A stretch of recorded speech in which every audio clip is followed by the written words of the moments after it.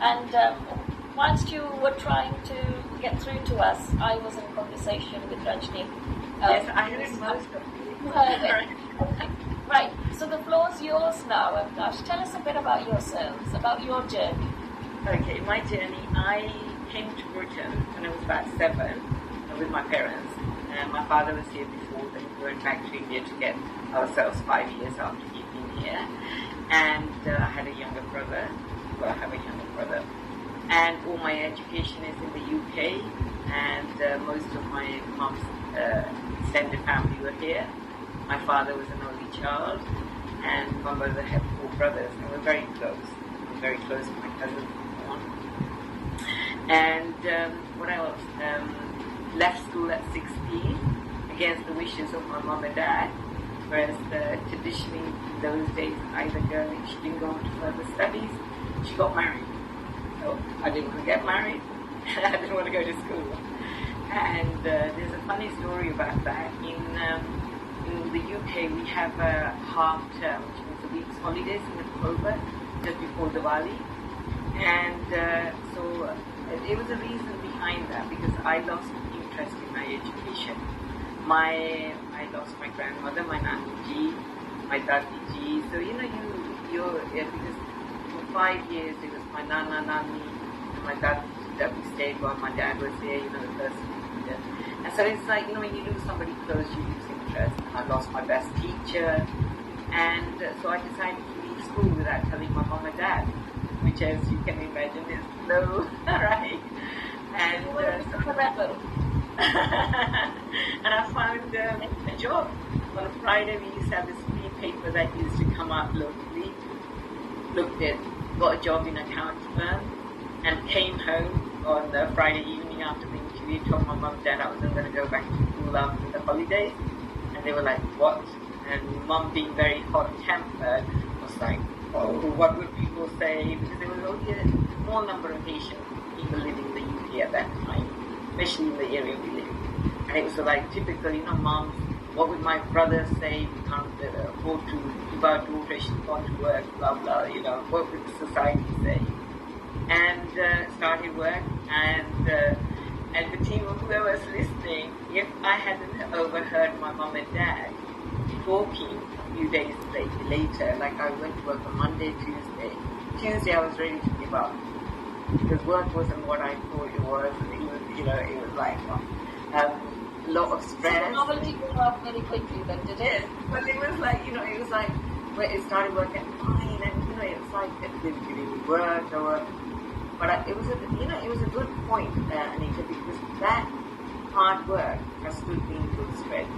So I came home, and I wondered afterwards, because we lived at the end of a road, and whenever you can see anybody entering that road, all right? Because my mom used to love sitting in her room, and you could see right to the end of the road people coming down. And I walked in, and I thought my parents didn't know I was at home. I opened the door, came in, and I had my father and my mother going, typical, how dare she leave school? What will people say that we can't afford to keep our daughter? And either we have to get her married. And my dad was like, no, don't worry. She won't be able to cope with the work, and it's like, she's going to go back to school and so on. So how did my dad not have faith in me? I'm his daughter. And I was like, the next day I went back, I was like in tears. I went back to work, and I was thinking I'm going to prove them wrong. I have the energy at work. But later on, to be honest, I think they must have seen me walking down the road, wait until I put the key in, and they wanted me to hear that. So either their idea was I would go back, say, Mom and Dad, you're right, I'll go back to school, or it would give me tough enough. I think their idea was I'll go back to school. Straight Janu Shirasasana, which is forward bending and head to knee pose. This helps not only at the physical level but also to your internal organs by massaging your digestive organs. And a lovely twist in Janu Shirasasana, which helps in stretching your hip muscles, tones your waist.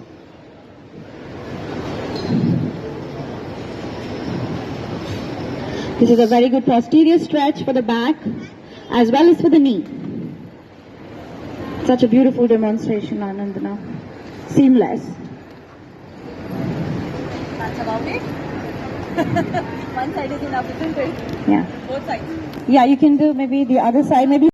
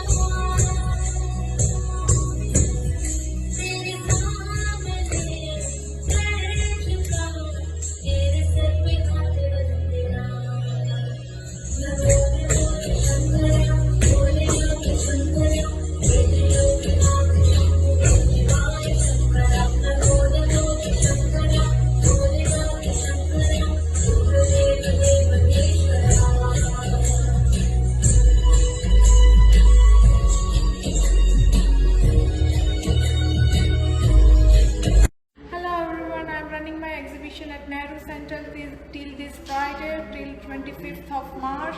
Please do come and visit. It is in association with IIW. Our lovely speakers. We had another one. Shella couldn't make it because of suspected COVID. So she couldn't. She thought that she will not travel. So it's the new normal now.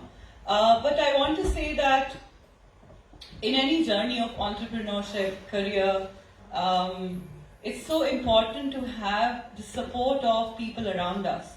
And I want to actually pay tribute to not just the women, but also the men who have been there, standing by us, sometimes silently, sometimes encouraging. It could be our fathers, brothers, husbands, friends, strangers sometimes, bosses.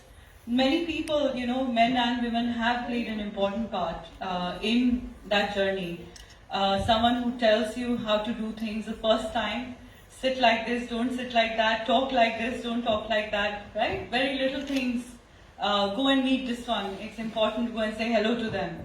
Everybody is familiar with that. All of you are entrepreneurs. And I also want to say that I met some of you downstairs. And I want to congratulate IIW in continuing to inspire women, bring them together and grow this network so beautifully. I've seen IIW since I think it was a baby, right?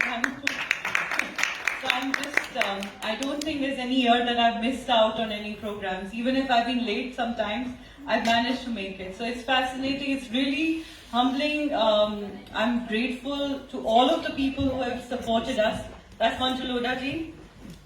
Another great woman. Welcome.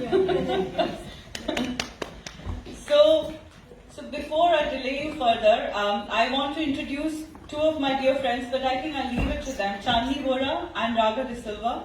Both are fantastic women with completely amazing journeys of entrepreneurship. What is entrepreneurship? Is the spirit of taking that risk, doing something amazing in your life. And it could be business, it could be a talent, it could be, just taking a stand, really. That also takes an enterprising spirit.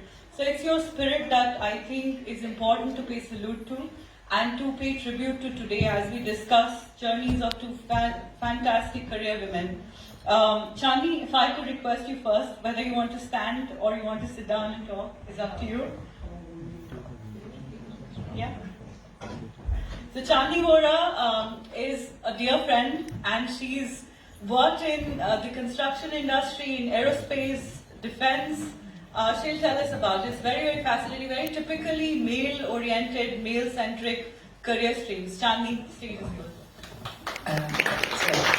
Rashmi, that was a really deep introduction, so thank you very much for giving me the opportunity, and the Confederation of Indian Association. Very proud to be Indian. I have to say, this is the plug. This was 2006 renovation by Vascroft, who I'm employed with, so it's a privilege to be speaking on this stage. You wanted me to share my journey of how I got to where I have, and what sort of who's guided me, who's given, what have been the barriers and what have been the challenges. So I think as I said before, my background is in accountancy. I'm a chartered management accountant. For 23 years I've been working since I've graduated, and I started my career with one of the first Indian projects, I have to say, with Bechtel Engineering, which many of you may know, the Reliance Jamnagar refinery. I was just talking to Raga at the back, saying that I got to meet Dhirubhai Ambani, who is like a phenomenal entrepreneur in his own right. And when I had said to my father I've got a graduate program with them, he was like, oh wow, that's a good construction company to work for. Had no aspirations to join the family business, let me make that clear, but I think the journey over the 15 years before joining Bascroft has been a challenge. I'm able to utilise my transferable project management skills, process improvements throughout my career, and I've just made myself authentic when I'm actually in the place of work. I think what I really found that in construction, engineering, whether it was with in the early years of when you're 22, graduated, and you're faced with people who've got 30, 40 years experience in front of you, and you're trying to negotiate ways of working practices or improving processes, etc. How do you come across that when the room is full of men and there's just you? And we are now, at that time, I'm saying 1999, there was not that many people from the Asian diaspora at sort of graduate levels going into reputable companies that would give you opportunities to grow with what you've learned in your career. In your degree, and put it to practice. What I found, and I was always faced with, that I had to get the right balance of being assertive. I had to get my point across, deliver my views effectively without being too cutthroat or bullish. I didn't feel I should be a man in front of others. I should be who I am, celebrate that I'm actually a woman. And I think what I found is, like, for the last 12 years I've joined Bascroft, but previous to that I've learned so many skills of how to be that pragmatic person. I definitely believe that my gender shouldn't really make a difference, but it has proven me wrong at times. Being in this industry has brought its challenges. I don't believe that, like I said earlier, that women should try to be men. We've just got to be us, and we should bring our personal attributes and our professional attributes to the workplace. I think I've learned over the years, and I think before joining the... I'm going to take you back. She called me an author. And she assumed that all authors are good speakers. Let me tell you, I'm a businessman. There are lots of authors we work with. So we'll let you judge, okay? So I'll take you back to many, many years ago, to when I was 6 years old. And I think that was my first time I had started the germ of being an entrepreneur, and I'll tell you why. I come from a very, very humble family, like very humble. I grew up in Mumbai in a place called Bandra, and if anybody is familiar with Mumbai and Bandra, I did not come from the west, the high-profile Bandra. I came from the east of Bandra, and I came from a place called Kherwadi. And my mom and dad had eloped, and that's how they had got married, and they were ostracized. So I grew up in slums of Mumbai, and quite backward slums, let's say, of Mumbai, where we had to wake up at 4 in the morning. I was the youngest in the house to even get a pot of water, as you can imagine. My father passed away at the age of 6, and I said to you, I'll take you back to 6 years, because my neighbors used to sell vegetables on the footpath. Vegetables that were thrown away by people, by the vendors. They would take those vegetables and sell them, and then they would get, I think, 10 paise or 5 paise. I'm talking about a long time ago. I was very inspired by that. I used to go and sit with my neighbor, and I used to collect all the money, and I used to think, wow, how rich is that? And I used to then go back to my house, put a little, rucksack. You bring pebbles, the little rocks that you get, put them on the floor, and I used to think, oh, this is onion, this is potato, this is... And I used to have a whole lot of cats and dogs wanting to buy that. And a whole lot of neighboring kids would come in with their little crayons. And they would give me crayons, chalks, and I think that was my first entrepreneurial journey. And that somehow stayed in me. And as I started wanting to get out of that life, very early on, I didn't want that life. I was suffocating. While I went to a convent school, like I said the other night, I studied English in Hindi. A kya hota hai? Apple hota hai. That is how I learned my English. So it was not until I was much older that I started speaking English. And so today I'm very proud to be a published author, and my stories are being made into feature films. So it's a very big thing for me. So what I want to talk about is magic. When I walked into this room today, this evening, what I felt was magic. I thought every person who was in that room, with the glow that we had, the women who were standing, talking to me or just looking at each other, sharing stories, I felt that's the magic we all have. And fortunately, I think I've been very blessed by the universe. I had that magic right in the beginning. For a long, long time I had realized that, but I didn't know how to use that magic in my life. Until I fell many times.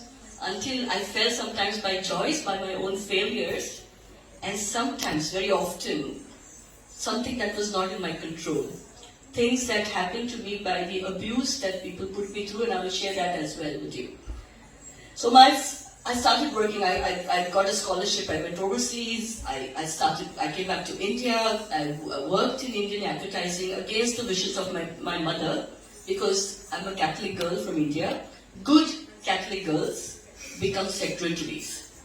I refused to become a secretary, but I learned typing and shorthand. But I decided advertising was something that I was interested in. I don't know whether it was the glamour or it was just the creativity that attracted me to it, but I took up advertising. I did really well in India. By the time I was 28, I became the youngest person who was the head of a branch and vice president of a very large agency called Lintas, which is at that time was India's #1 agency. So I grew very quickly in my career.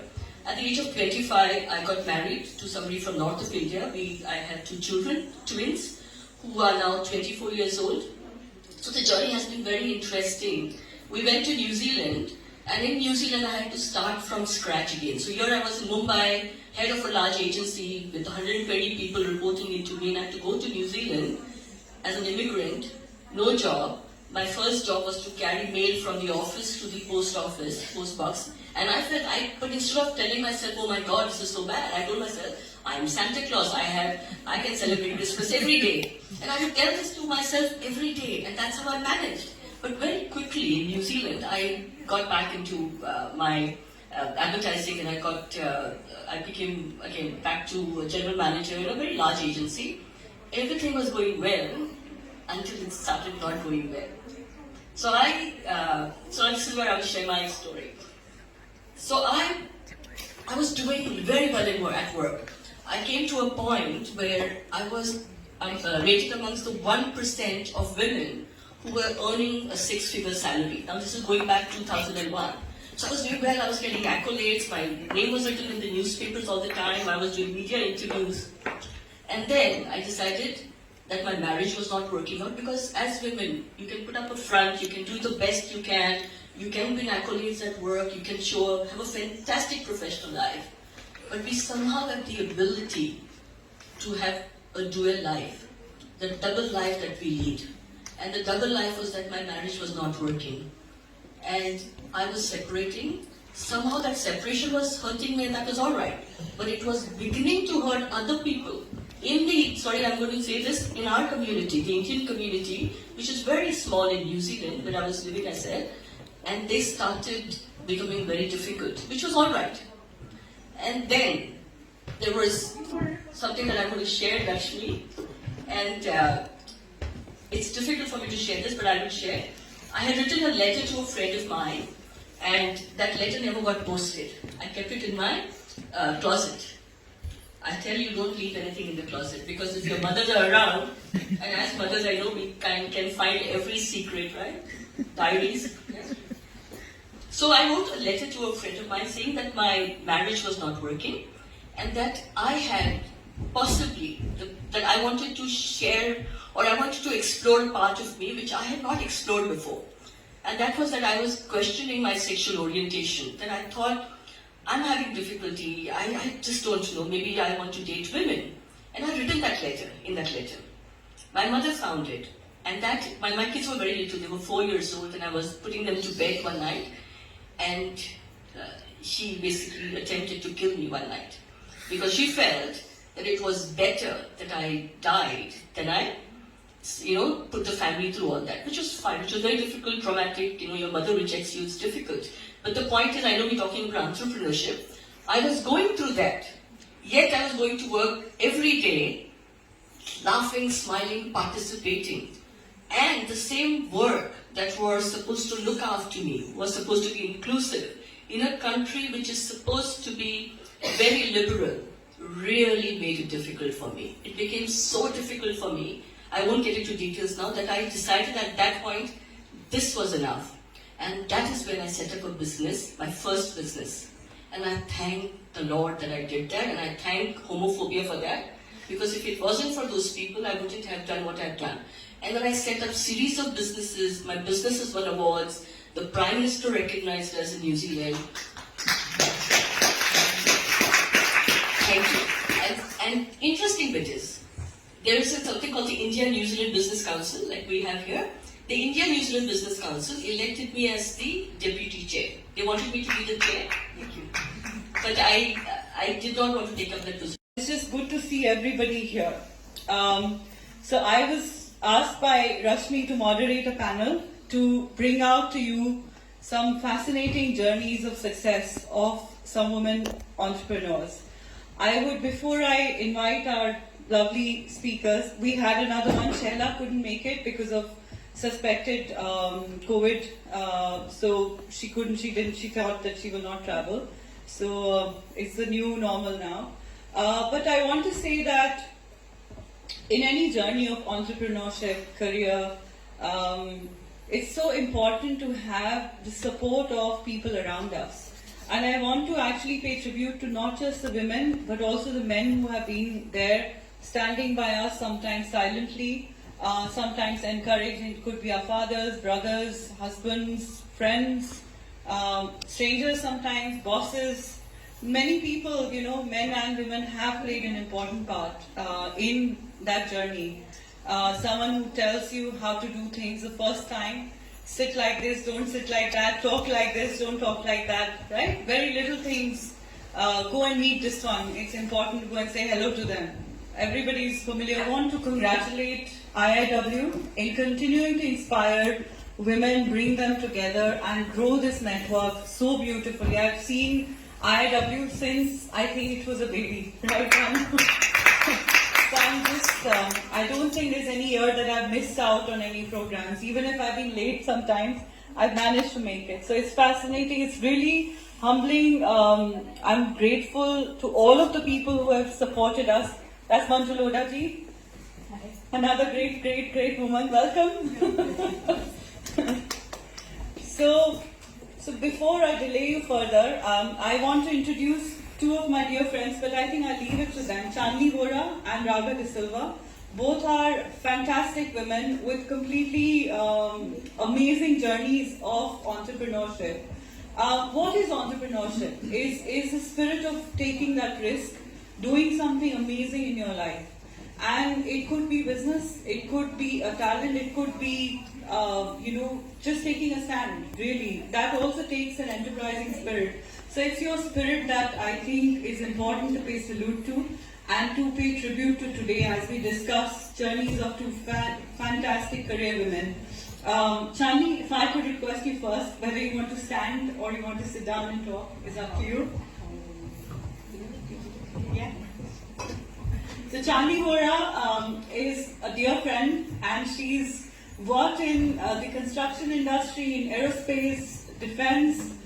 She'll tell us about it. It's very fascinating, very typically male-oriented, male-centric career streams. Chandni, the stage is yours.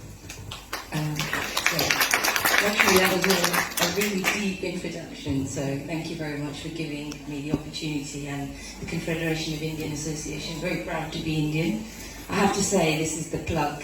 This was 2006 renovation by Rascroft, who I'm employed with, so it's a privilege to be speaking on this stage.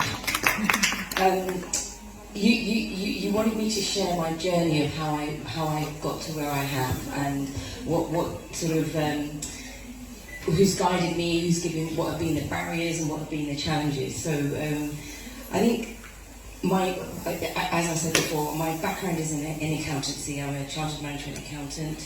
For 23 years I've been working since I graduated, and I started my career with one of the first Indian projects, I have to say, with Bechtel Engineering, which many of you may know, the Reliance Jamnagar refinery.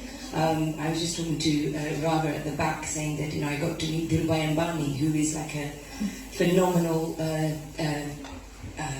entrepreneur in his own right.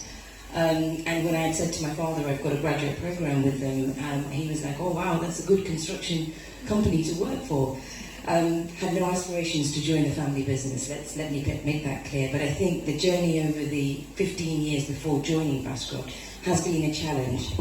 I'm able to utilise my transferable project management skills, process improvements throughout my career, and I've just made myself authentic when I'm actually in the place of work. I think what I really found that in construction, engineering, whether it's with in the early years of when you're 22, graduated, and you're faced with people who have got 30, 40 years experience in front of you, and you're trying to negotiate ways of working practices or improving processes, etc. How do you come across that when the room is full of men and there's just you? And we are now, at that time, I'm saying 1999, there was not that many people from the Asian diaspora at sort of graduate levels going into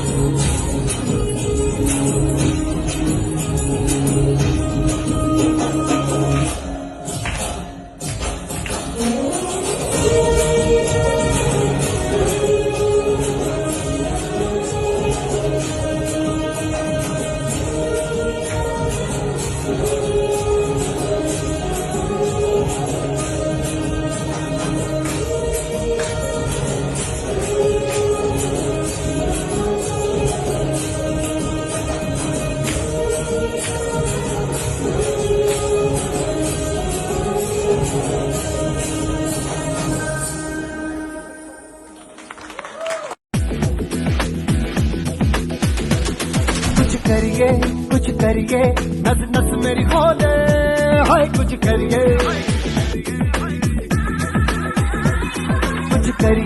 कुछ करिए, बस बस बड़ा बोले, अब कुछ करिए। ओ कोई तो चल सिद्ध फड़िए, तू बेटरिए या मरिए, हाय कोई तो चल सिद्ध फड़िए, तू बेटरिए या मरिए। चक दे India, Chak they India, Chak they India, Chak they India.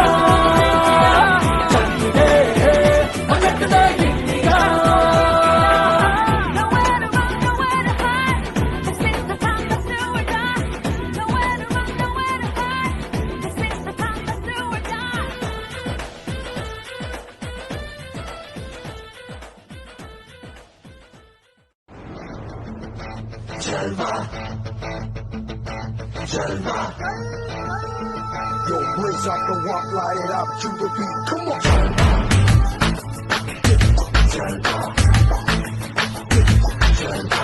It's the night, and every night time. I'ma be do the work.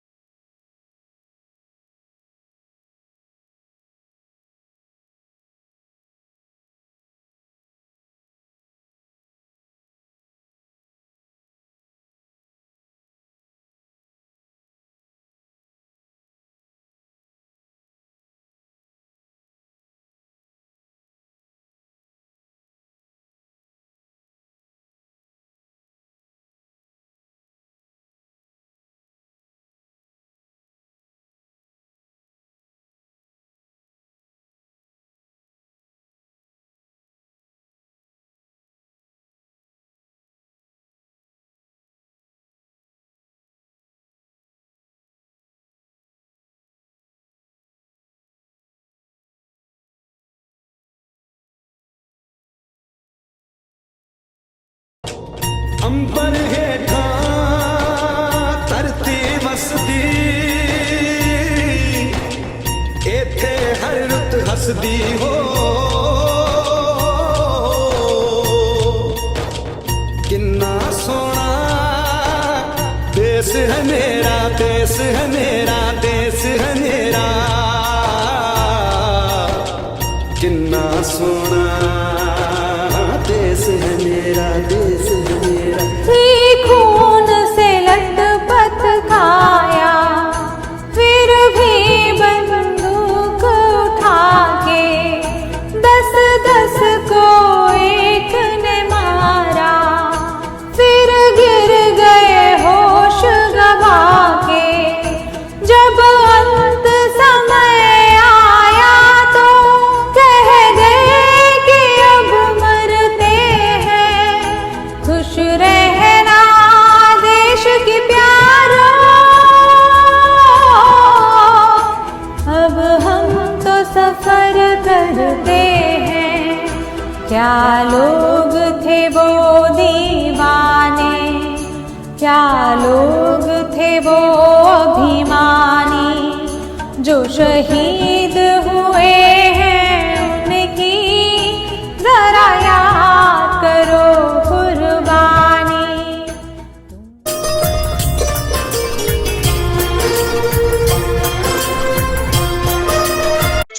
दिल भर के लिए दिलदार हैं हम, दुश्मन के लिए तलवार हैं हम। सूरज को पहचानिए,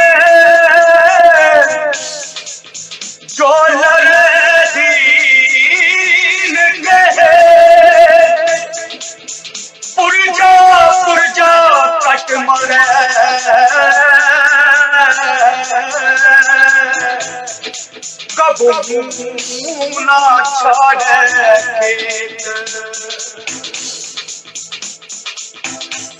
दिलबर के लिए दिलदार हैं हम दुश्मन के लिए तलवार हैं हम दुश्मन के लिए तलवार हैं हम मैदान में अगर हम डट जाएं मुश्किल है कि पीछे हट जाएं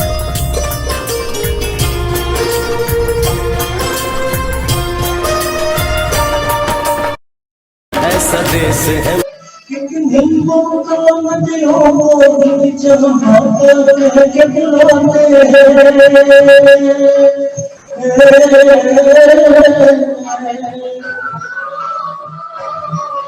इतना डर इंसान तो क्या पत्थर भी तुझे जाते हैं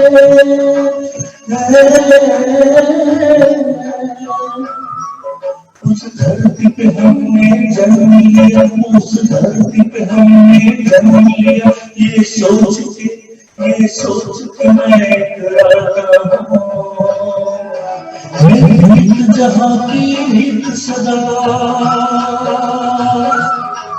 है रीत जहाँ की रीत सदा मैं गीत वहाँ के गाता हूँ भारत का रहने वाला हूँ भारत की बात सुनाता हूँ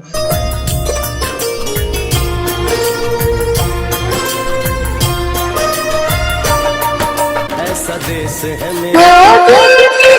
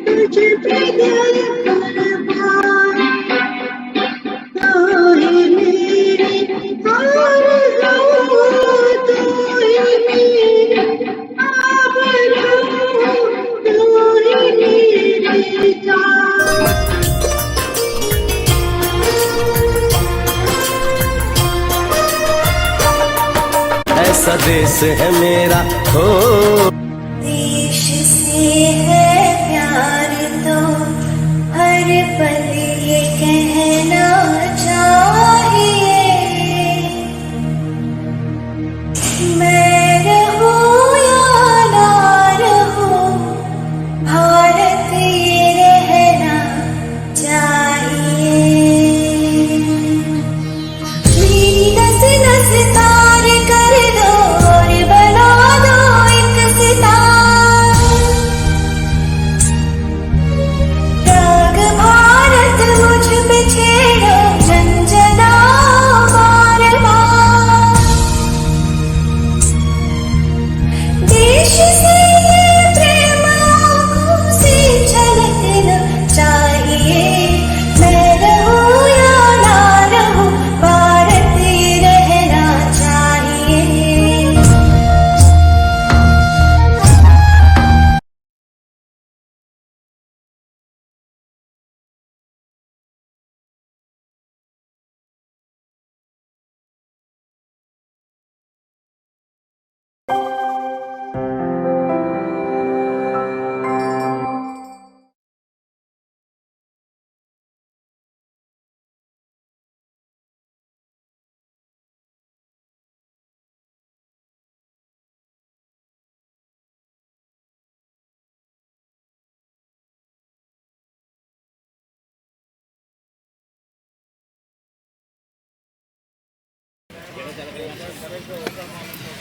This is Dharavi, and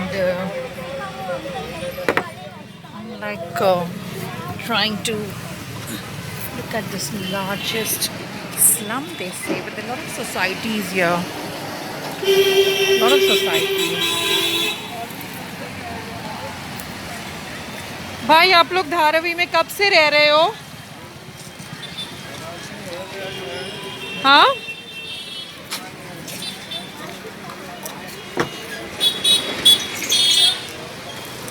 कब से रह रहे हो? 20-21 साल। तब से यहाँ पे कुछ चेंज हुआ है? बिल्डिंग सारी बनी है। सारी बिल्डिंग, पहले ये सब चाल था? चाल था, झोपड़ा था। आपके पास घर है रहने को? नहीं, घर नहीं। आपके पास नहीं है? तो ये जगह काफ़ी बदलाव आ गया। ये दुकानें वगैरह पहले नहीं थी? नहीं, पहले थी लेकिन उतना नहीं था जितना आज हो गया। आज हो गया है।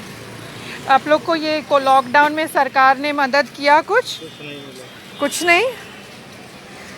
तो आप लोग का कुछ बिका नहीं ये सब सामान? कुछ नहीं, एक चीज बेचो वही खा लो, धंधा पानी है नहीं। तो आप लोग का कैसे चला? अब इधर दे दो, अपना कर्जा पानी करके लेके अपना चलाएं। सब लोग क्या करेंगे, भूख हुआ थोड़ी नहीं करेंगे। अच्छा, हम लोग थोड़ा राशन पानी बांट रहे हैं, तो आपको एक बैग देते हैं, ठीक है? 1 मिनट, ड्राइवर आता है तो देते हैं। और कोई गरीब परिवार मालूम है इधर? कोई अमीर नहीं, बेचारे रोड पे लगा के अपना जीवन व्यतीत कर रहा है। तो आप लोग को अभी कितने बजे तक दुकान खुला रख सकते हैं? 8 बजे तक। 8 बजे तक अलाउड हो गया? 8 बजे तक। मुझे लगा 4 बजे तक था। अभी 8 बजे तक आप लगा सकते हैं? वैसे हम लोग लगा रहे हैं, पुलिस आ रही है, आना पड़ रहा है। हाँ, तो वही 4 बजे तक बंद हो जाना है ना। वैसे 4 बजे तक। लेकिन आपका मास्क भी थोड़ा ठीक नहीं है भाई, आप अपना रिस्क लेते हो लाइफ का। हाँ,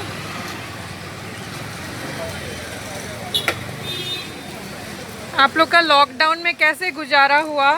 बिक्री नहीं हुआ तो?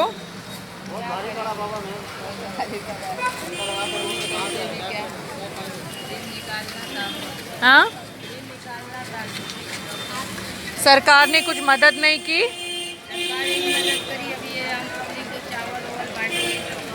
चावल वगैरह बांटे ना?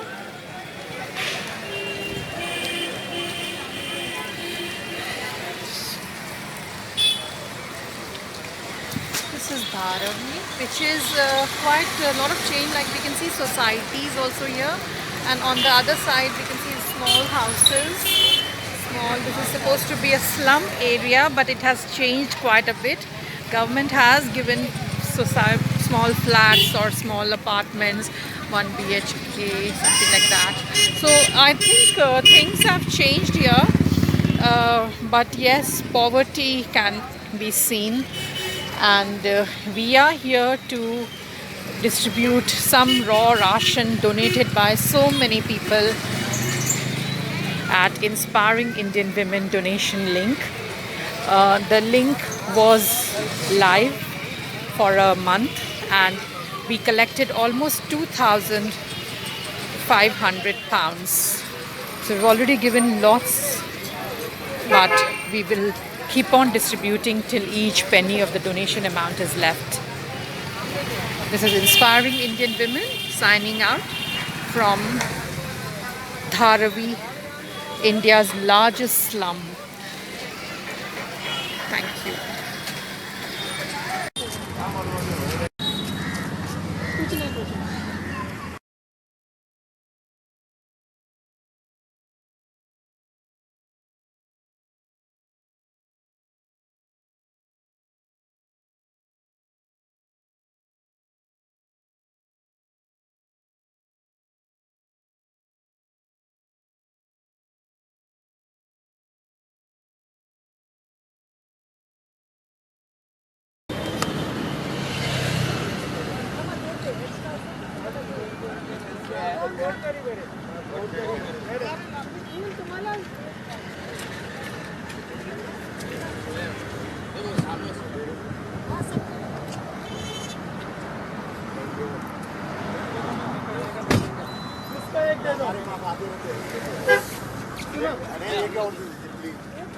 इधर का मैडम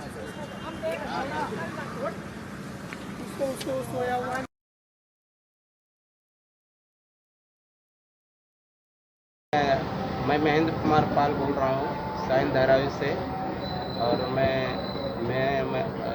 धारावी में मैं फैमिली के साथ रहता हूँ। मैं टोटली ब्लाइंड हूँ और मेरी वाइफ मेरी बच्ची के साथ में रहता हूँ। और इस लॉकडाउन में या इस महामारी में जो कोरोना वायरस का आया है, इसमें हम लोग का काम धंधा सब बंद है और इस महामारी में मदद करने के लिए हमें अन्न धन के लिए हमारी रश्मि मिश्रा मैडम ने हमें अन्न धन का मदद किया। इनको बहुत बहुत आभारी और धन्यवाद देता हूँ। हम लोग इंस्पायरिंग इंडियन विमेन एक ऑर्गेनाइजेशन है, उससे हैं। अच्छा, तो रश्मि मिश्रा मत बोलिए, आपको इंस्पायरिंग इंडियन, क्योंकि हमने पैसे कलेक्ट किए लोगों से। अच्छा। एक वो लिंक डोनेशन था, हमने सबसे पैसा इकट्ठा करके हम डोनेशन में दे रहे हैं। संस्था का नाम बोले क्या? Inspiring Indian women. अच्छा, तो ये मेरा पैसा नहीं है, ये लोगों का पैसा है जिससे हम खरीदे हैं। ठीक है मैडम, मुझे मालूम नहीं था ना। हाँ ठीक है, चलिए। इंडियन विमेन विमेन, हाँ हम लोग फेसबुक में इंडियन विमेन, फेसबुक में ये सब इंडियन विमेन ना। हाँ ठीक है, चलिए, थैंक यू सो मच। ठीक है।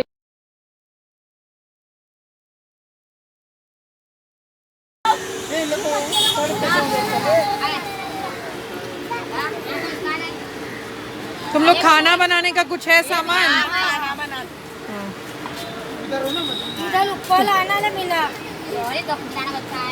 ठीक है।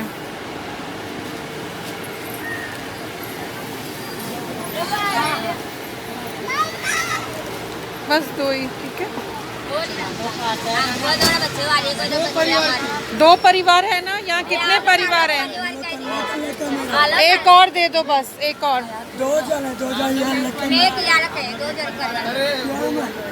अभी हम आपको देंगे, इसमें ज्यादा एक गोनी में ना ज्यादा अरे नहीं, अभी देंगे ना, आप लोग बांट लो। एक दे दो, बांट लो। फिर आएंगे कल, कल आएंगे। हाँ कल आएंगे, एक दे दो, थोड़ा दूर रहो, कल आएंगे, ठीक है? आएंगे कल, ठीक है, लेके आएंगे। ठीक है, लेके आएंगे। बांट लो, ज्यादा है उसमें।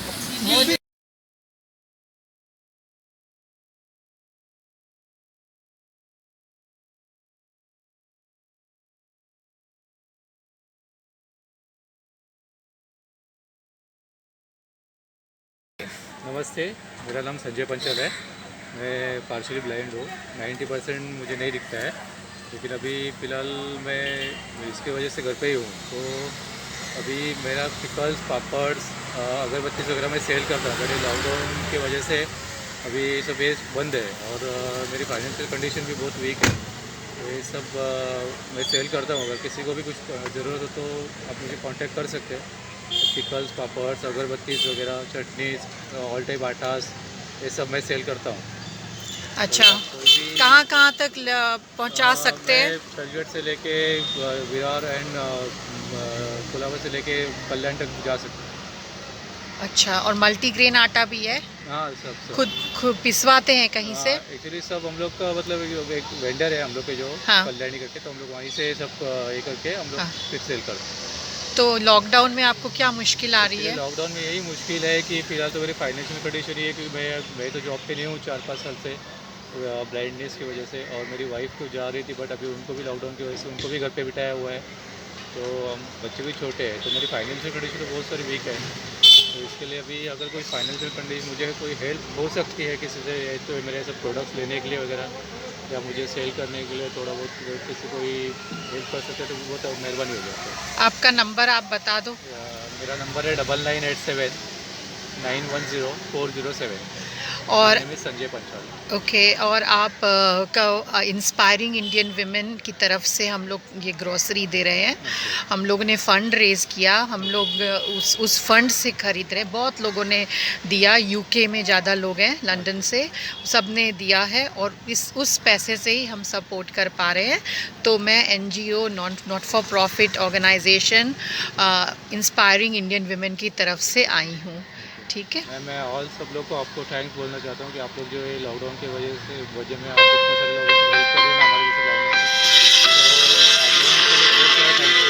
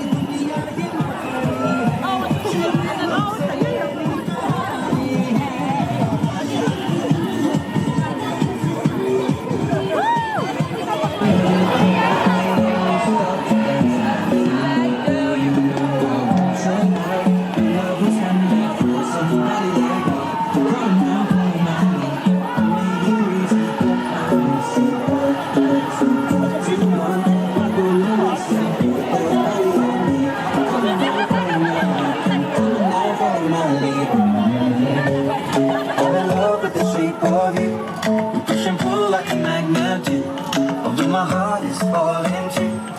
I'm in love with your body. Last night you were in my room. Now my bed sheets smell like you. I'm in love with your body.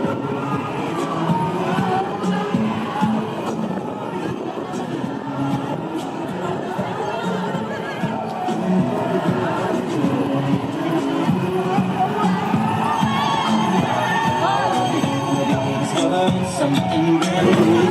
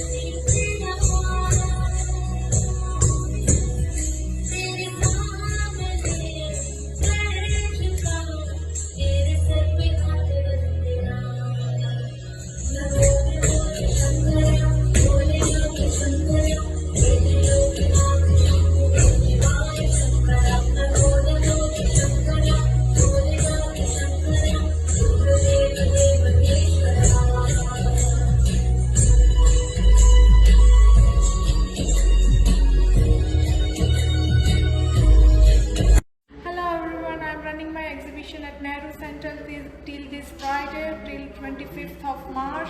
Please do come and visit. It is in association with IIW.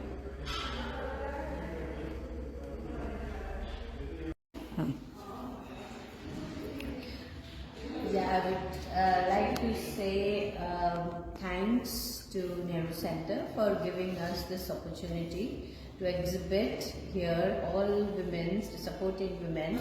That is really, really good, and we've learned so much by meeting everybody else and different small suggestions that have really helped us, and would like to say a big thank you once again and hope to see you soon again. What's your name? Hi, I'm Ritu Saxena.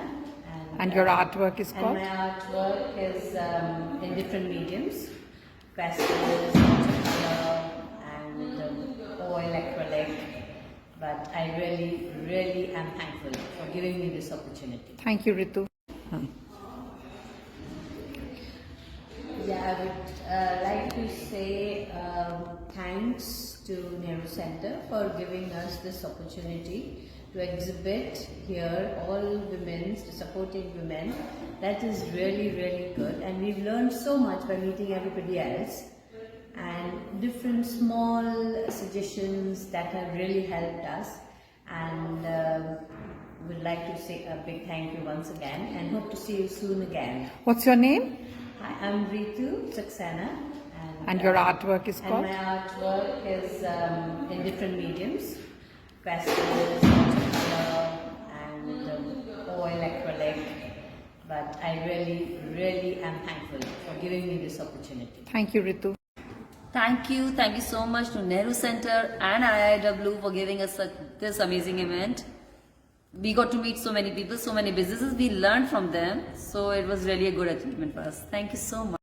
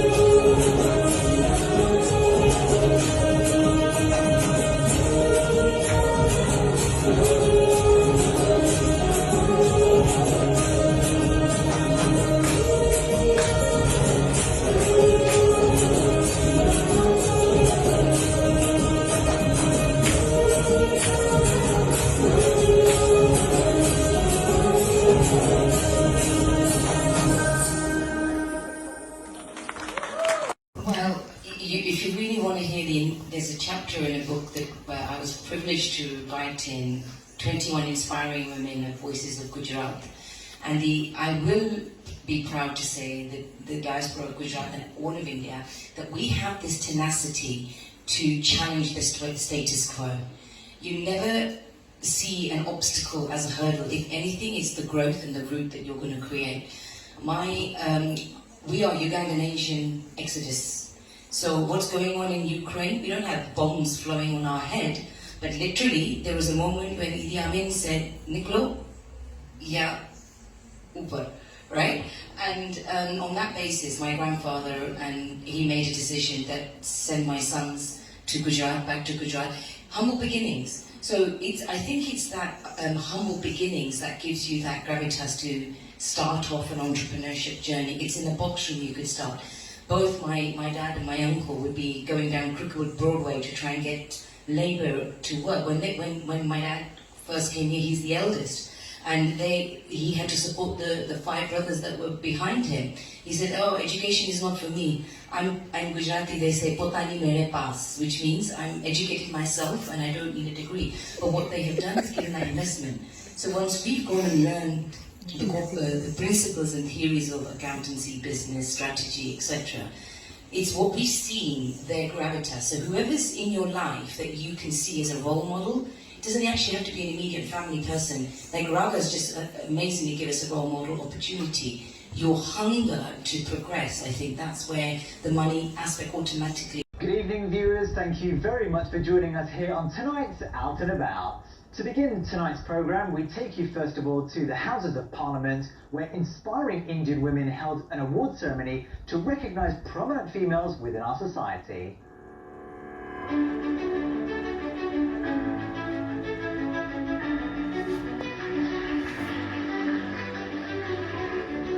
This is amazing. It's the first time I've been here, and it is a fantastic celebration of Indian culture, talent, creativity, and I hope it spreads out far and wide.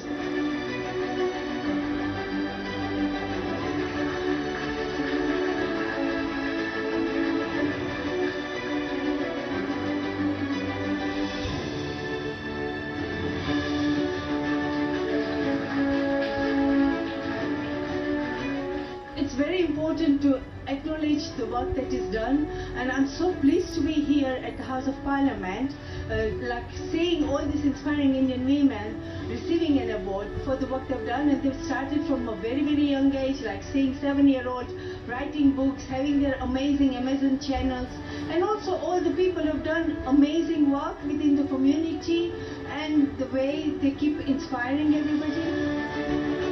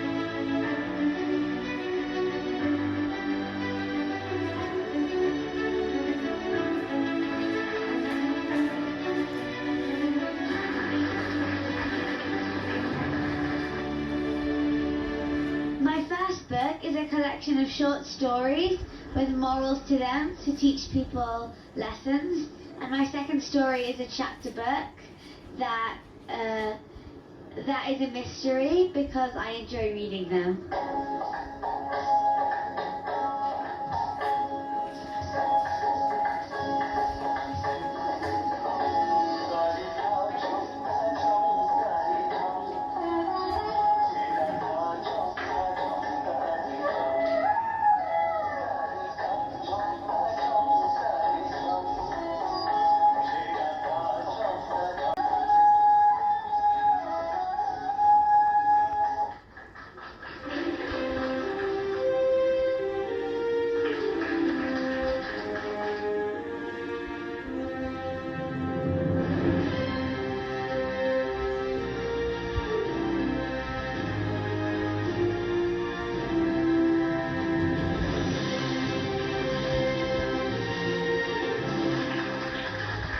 Hello, I'm Mrs. Nitya Swami from North London, and I've got this award for the Bright Artist, and this is for tutoring kids, slokas and music, and I believe that our kids are the next generation heroes, and I believe that they should know the roots of our culture and tradition, and I think this is recognized for that.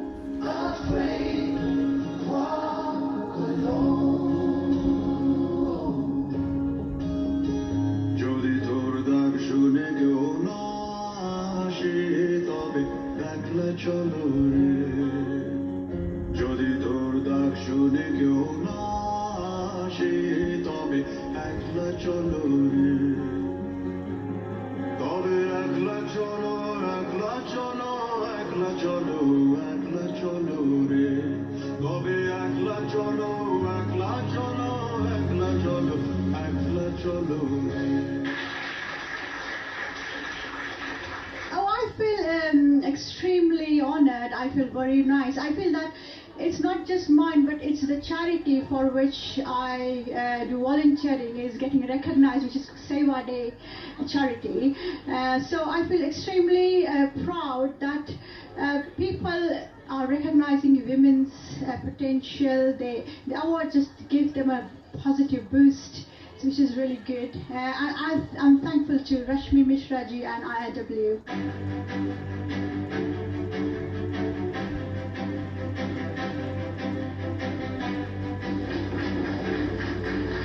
Hello everyone, this is Himawali Chalikonda. I got a Community Spirit Award. I'm doing it since 2006, and I dedicate this award to my husband and my son. Vinay Chalkonda and Amish Chalkonda, and I really feel privileged to have this award. Thanks to the jury and thanks to inspiring Indian women.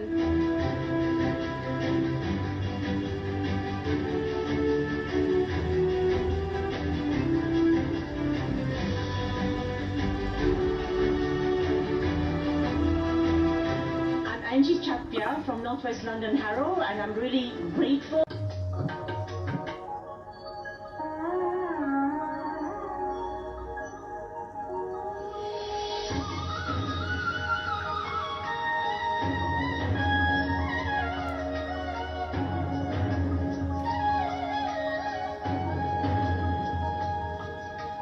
Bhagyada Lakshmi Baramma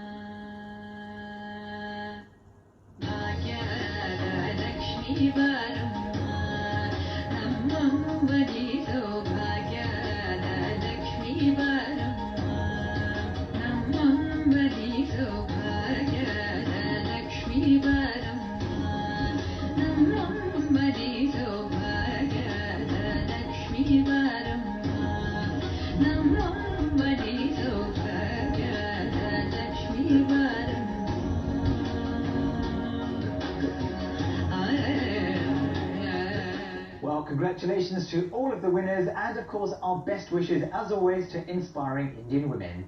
Time for a short break. I'm Angie Chapia from Northwest London Harrow, and I'm really grateful and proud that Inspiring Indian Women has awarded me this remarkable mentor award for mentoring more than 5 to 6 young people this year who have achieved great achievements in their lives, and women who are really down have really achieved lots for them. So this award goes to them as well. Hi, this is Prapti Dutt, and I have received an award in Remarkable Mentor category.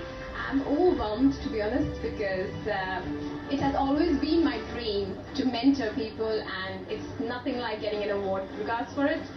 And thank you so much.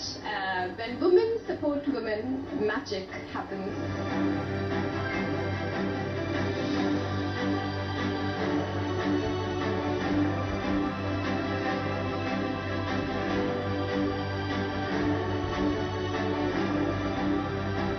Award is like a recognition for women who always work hard and sometimes they never get anything. So that's something we are getting. So I'm really so proud and so happy. Thank you so much, IIW.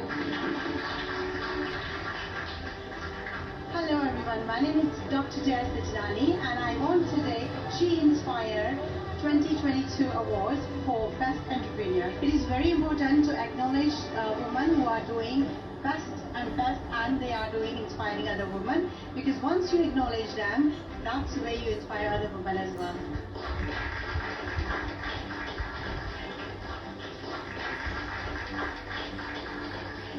Hi, I'm Dr. Purva Tavri. I am a chartered environmentalist and a waste manager. It has been a big honor to be here today at Houses of Parliament and to receive this award for Indian Inspiring Women.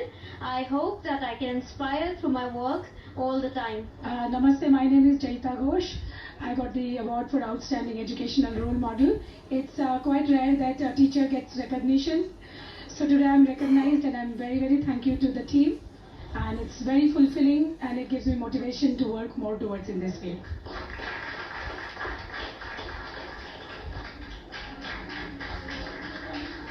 I think the most important thing is acknowledging the good work, and I think that is the positive reinforcement for every woman, and that helps everyone. And I think being a part of NHS and being trained from India, I have got that roots in me, and I really feel honoured to be a part of NHS and being from India. So I'm here to serve the community, and it's a privilege to be a part of IIW team as well.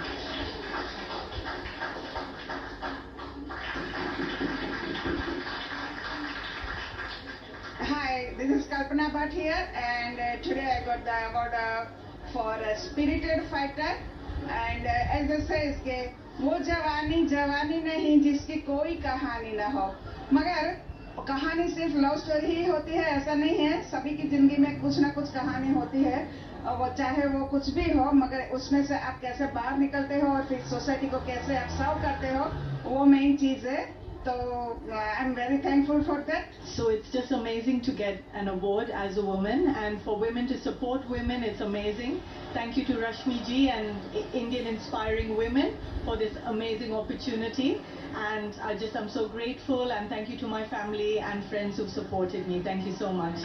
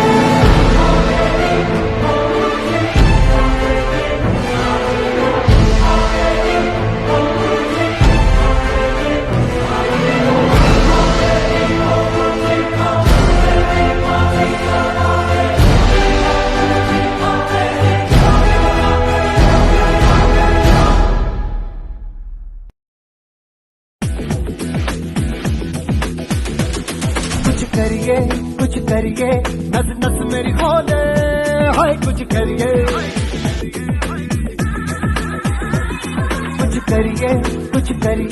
बस बस बड़ा बोले अब कुछ करिए ओ कोई तो चल सिद्ध फड़िए तू बेतरिए या मरिए हाय कोई तो चल सिद्ध फड़िए तू बेतरिए या मरिए चक दे India Chak they India Chak they India Chak they India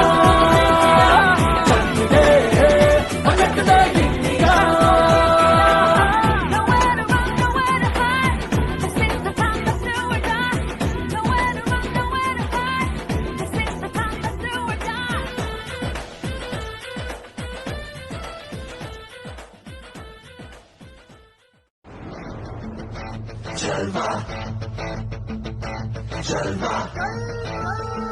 Yo, blaze up the walk, light it up to the beat. Come on, Jalva, Jalva, Jalva. All this night, and every night, come on, baby, do the work. Jalva.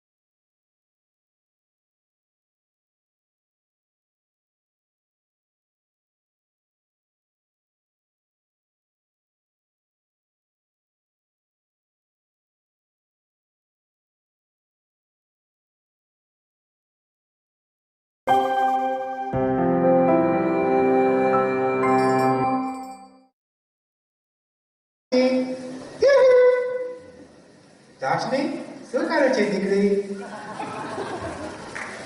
For those who understood that, that's the only drop here though. I can't see anymore. Wait. I'm on fire, what can I say? I wanted to actually tell you something. Wait, machine gun. We're just trying to get the track to play beautifully, but Sandeepji, while the track is being played, I have a couple of questions for you. May I ask you to join us here? We have a vulnerable guest here, and whilst I was doing some research, I found I have a role model since I was a child called Hema Malini, and you did Namami Gange with her. Can you tell us a little bit more about that, please? Well, that was a beautiful show that we had put together. It was with legendary Hema Malini ji, who's a very famous Bollywood actress in our country. And I remember she coming to me and asking me to play the role of Shiva. And she said this entire story of Ganga is what she wants to portray. And it was a magnificent show. The first opening show we had Narendra Modi ji sitting there. We had Sushma Swaraj, she's no more. But yes, she was also there. We had the best of the political world for that first show of ours. A magnificent show where we talk about how Ganga came down on earth and how it is getting dirty today.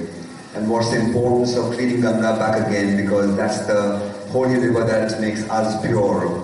And it was role of Shiva because he's the one who kept her in his jadas, in his hair, so that she could not make a hole on the earth when she falls down from the heavens. So it's a beautiful show we did, and of course Hema ji looks just like how probably Ganga would have been if she would have been alive, in the form of a woman. The next time you come to this country, I will definitely ask you to at least show us some visuals or a little video. So if our track is ready, before we go, I have one more question for you. We have all these lovely musical and dance enthusiasts here who brought their children, who've come. What advice, as someone who is so experienced and you've traveled the world, what do you find the UK audiences are like, and what is it like, your reception in this country? Oh, I don't think they're lacking anything at all.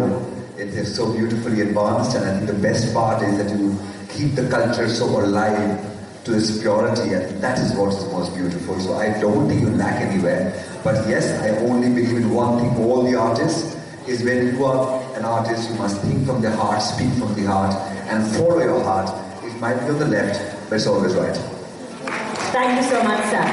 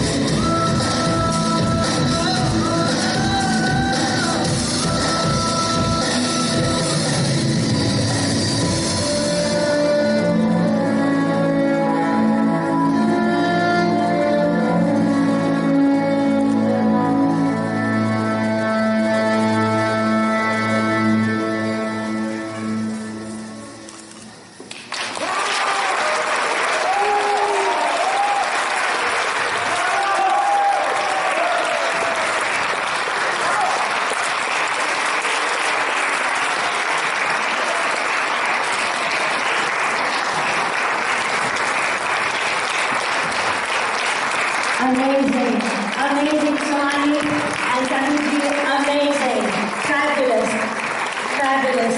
We saw there is light, a few words just to kind of surmise your feelings at this moment. Those of you.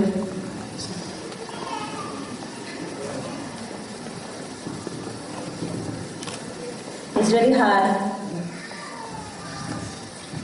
Enacting something like this just enacting it I don't know what it can make you feel, but I cannot even imagine the plight of the women or men who have to go through this. Just cannot. But thank you Sandeep for putting this together, for doing such a wonderful cause of creating awareness, because the people who have to do it, they do it and they go away. But it is us as society, it is our prerogative to make the victims feel comfortable and don't feel like don't make them feel ostracized. So I think this is a message more for the people and society than for everyone else. So thanks for the perpetrators. Thank you Sandeep for thinking me worthy of dancing with you for such a wonderful cause. You know, in 2013, one of my very dear friends, a very well-known designer in India, from a very well-to-do family, his sister was thrown an acid at. Same reason, which is most of the time rejection. And it's been almost 10 years. She has gone through about 22 surgeries, and still she doesn't have one eye. When I experienced that is when I decided I should do this act. And I'm thankful to Rashmi ji and IIW for hosting this for us. Thank you to the Dhanush kids for putting this together. And thank you all of you for coming and appreciating this for us. And Suhani, thank you so much. This would have been impossible without you. Thank you. Guys, I can stand there with tears in the eyes and leaves as well. You've touched every single person here. I was looking at her and a lot of people who had tears in the eyes. I just at that moment when Sandeep, the actor Sandeep, threw that acid in your face, what was going on for you? Because you were screaming as well, and that wasn't rehearsed. So could you just go through that moment again for me? What was going in your mind? What was going on? And then towards the end, when you were wearing that mask, how was it going for you in your character? I think that's what a character does to you, right? You're in that moment, you become that person. And he's crafted this whole piece so beautifully, that there's a journey. You see this girl full of life, fearless of the world, being attacked in this way. And literally every cell of her body is fearful now. I felt that, and I think that's why just the thought of someone doing something like that to me, I think that triggered the scream, I guess. I guess that moment has passed, so for me to even revisit that emotion is a blur. But God forbid, no one should ever have to go through this. But yes, the mask idea, actually, I just want to say one thing. I was a bit hesitant first. I told Sandeep ji, what if you put a mask? What if people misconstrue it, think that, you've changed your face, that's why it's okay, it's all about the face. He said no. Because after the acid attack, you are a different person, but embracing that person and living fearlessly, and that's the beauty.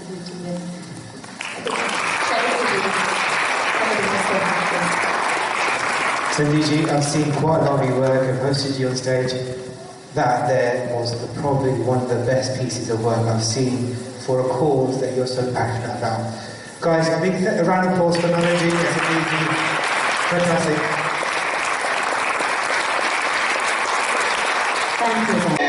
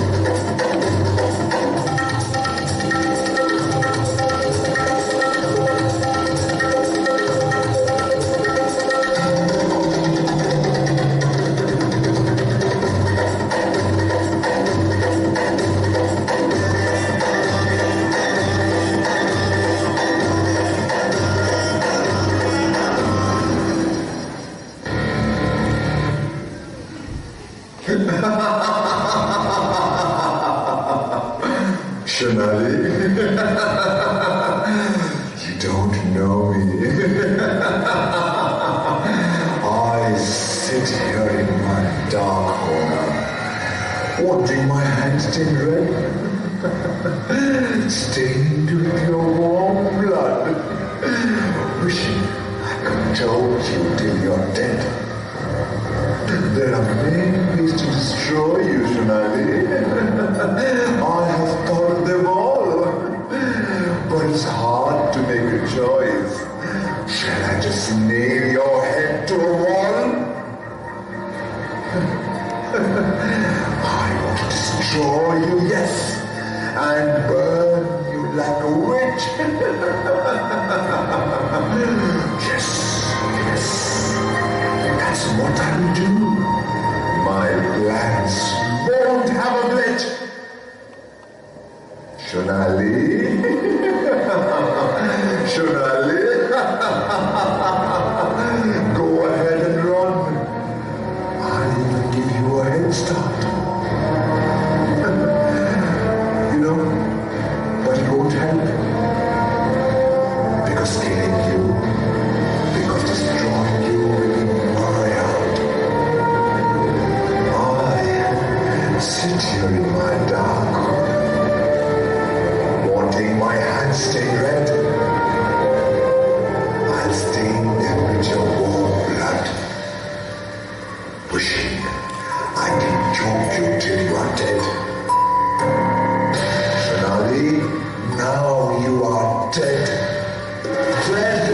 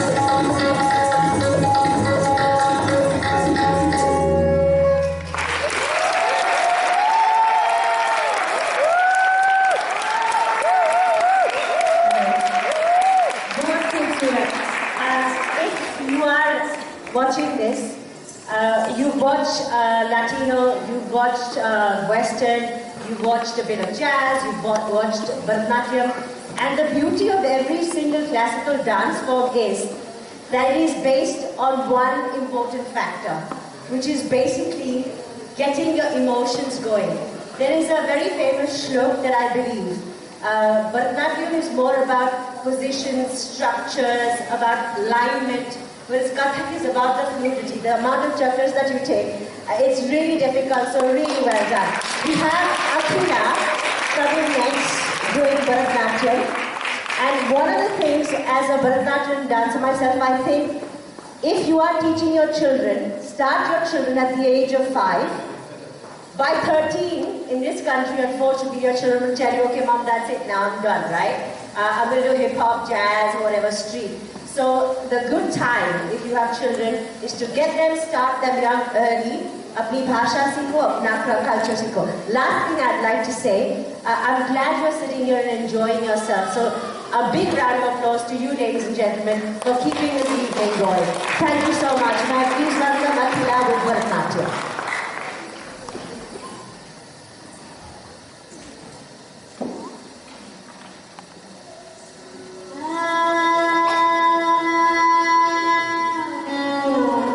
You may write me down in history with your bitter, twisted lines. You may trod me in the very dirt, but still like dust, I'll rise. Did you want to see me broken, bowed head and lowered eyes, shoulders falling down like teardrops, weakened by my soulful cry? You may shoot me with your words, you may cut me with your eyes, you may kill me with your hatefulness, but still like life, I'll rise. Does my haughtiness offend you? Don't take it awful hard, it's cause I laugh. Does it come as a surprise that I dance? Just like moons and like suns, with the certainty of tides, just like hopes springing high, still I rise. Out of the hurt of history's shame, I rise. Up from a past rooted in pain, I rise. I'm a black ocean leaping and wide, welling and swelling, I bear in the tide. Leaving behind nights of terror and fear, I rise. Into a daybreak miraculously clear, I rise.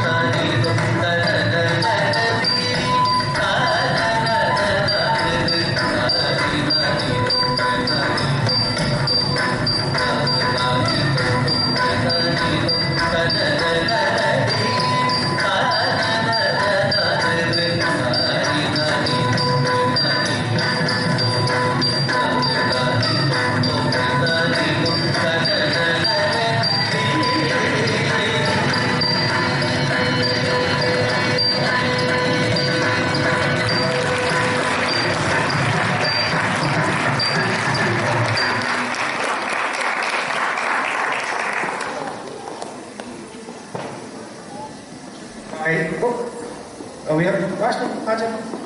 Tickety dog. Tickety. Okay. Sorry, my Gujarati is very limited, so tickety and ticketa and tickety and ticketa. Tickety. Okay.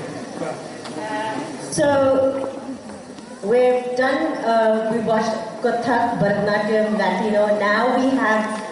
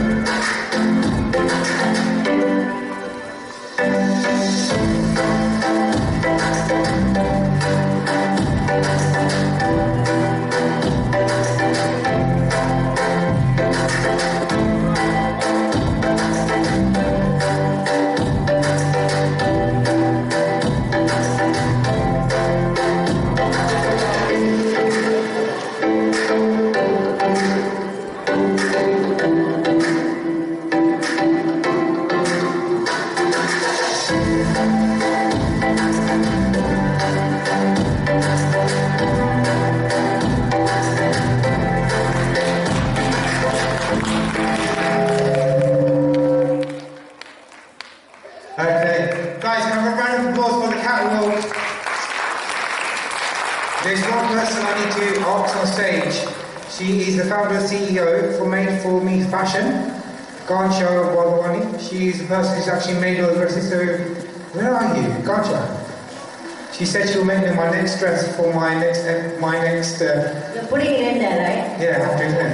For the next show. For the next show, dress. I'm Punjabi, not Gujarati. Gancha, where are you? I'm so excited. Once we try to find. Oh, there she is. Round of applause for the fashion designer. Come on, guys, round of applause. Please, यहाँ पर आओ. Do you want to go up there? Actually, come on. Let's go. Music, please. Music. Thank you everyone. Careful, कर लो पहले. Music लगाओ.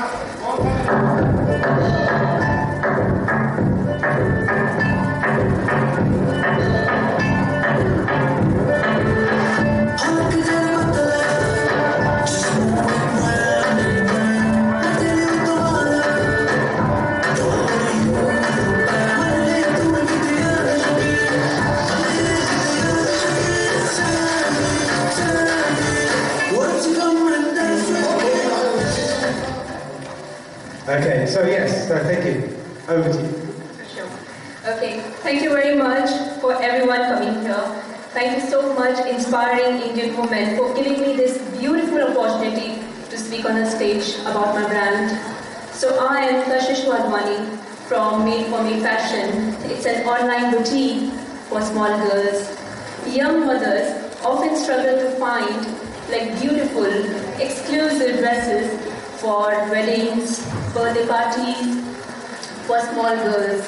So hence I created a platform where you can find lovely, jaw-dropping collection at right price and right quality. Thank you very much, guys. Thank you. Have a great evening. Thanks. Thank you. And one more thing, sorry. All the girls here will be wearing my collection so you can see them live.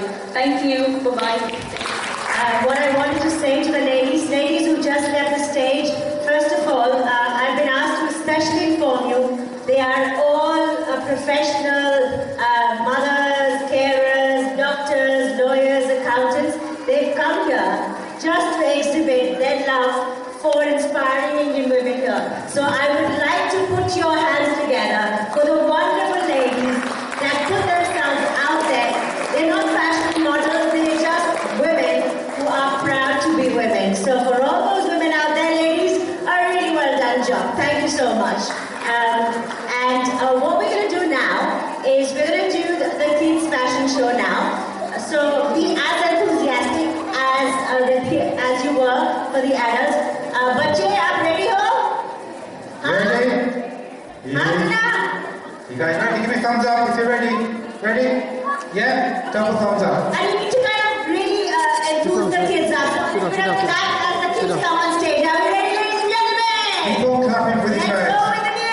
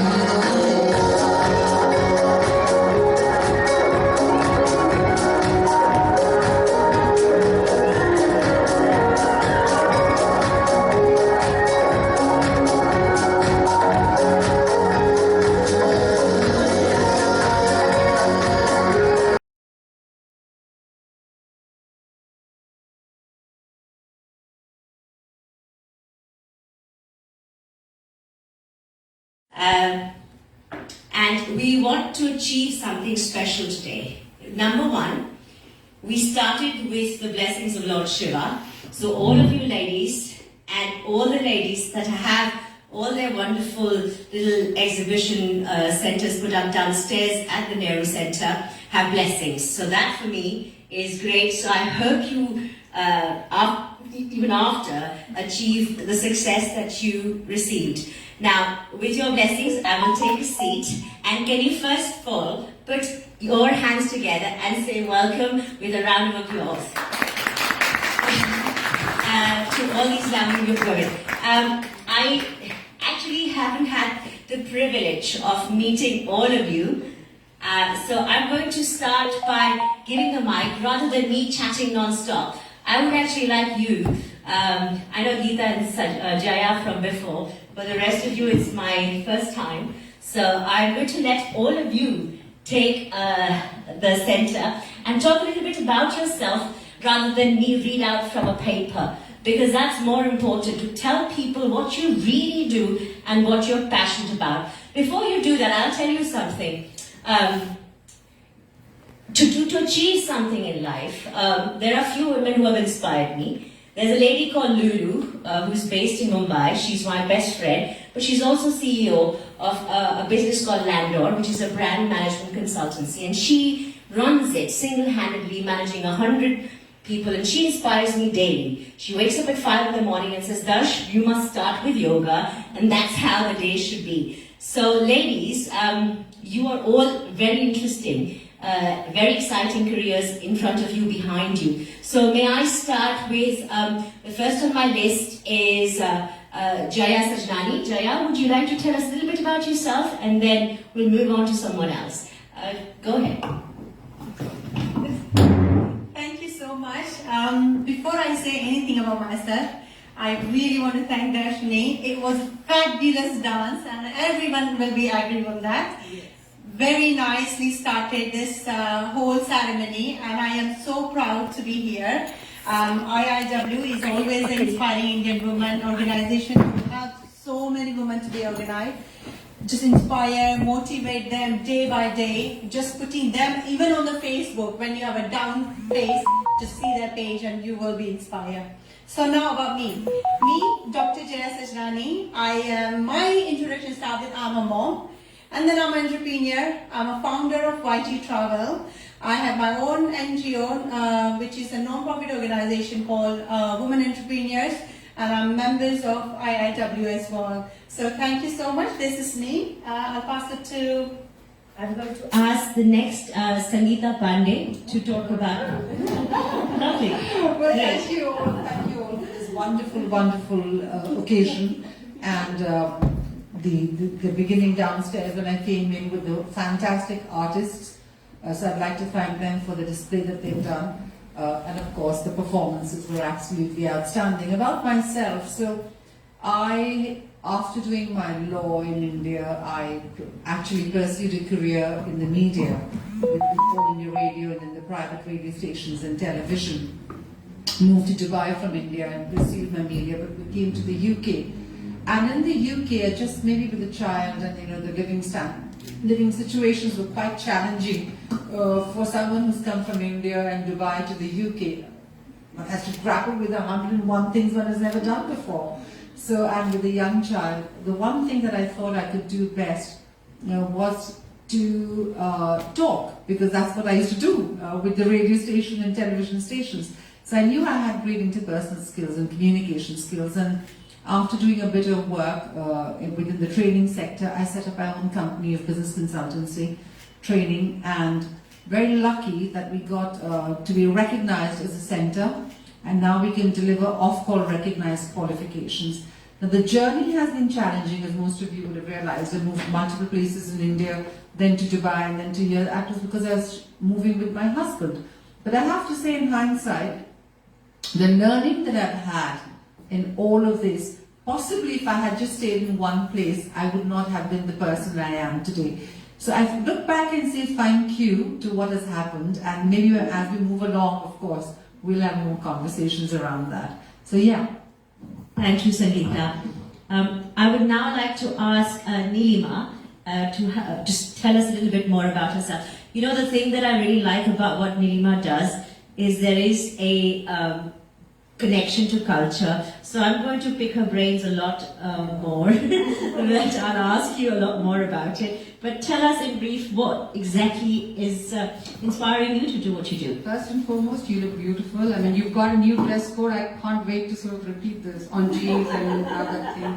And wonderful dancing too. Thank you to Rashmi for inviting us. Rashmi there, she genuinely works tirelessly to give women a platform to sort of showcase their work and talk about what they're doing. So thank you, Rashmi, again.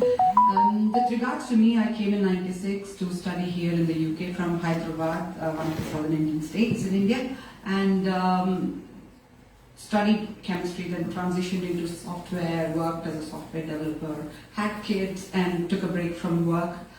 And along the way, obviously, as all mothers do, as all parents do, read a lot of stories, heard a lot of stories for the boys. I have 2 boys, and realized the potential of, well, not potential, sorry. Along the way, what happened was a beautiful journey that started, which is the boys got into the Ramayana because it is taught at schools in London, or in England rather.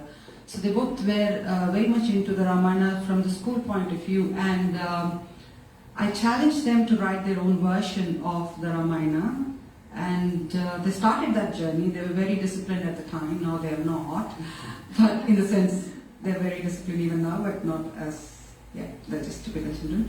And they did a fabulous job which took them 4 years, but to write the Ramayana, such a long epic from India, in a concise manner did take them 4 years during their half-term and term breaks. And in 2016, when my younger one was 12 and the older one was 16, they're called Iiw and Shreyas, they decided that they wanted to narrate their version of the Ramayana. So they did that, and it was 1 hour and 7 minutes long. And they did a fabulous job. It was a fabulous experience for us as a family, which I published on Audible and shared it with people who were reviewing audiobooks in the Times, which we subscribed to, and they loved it.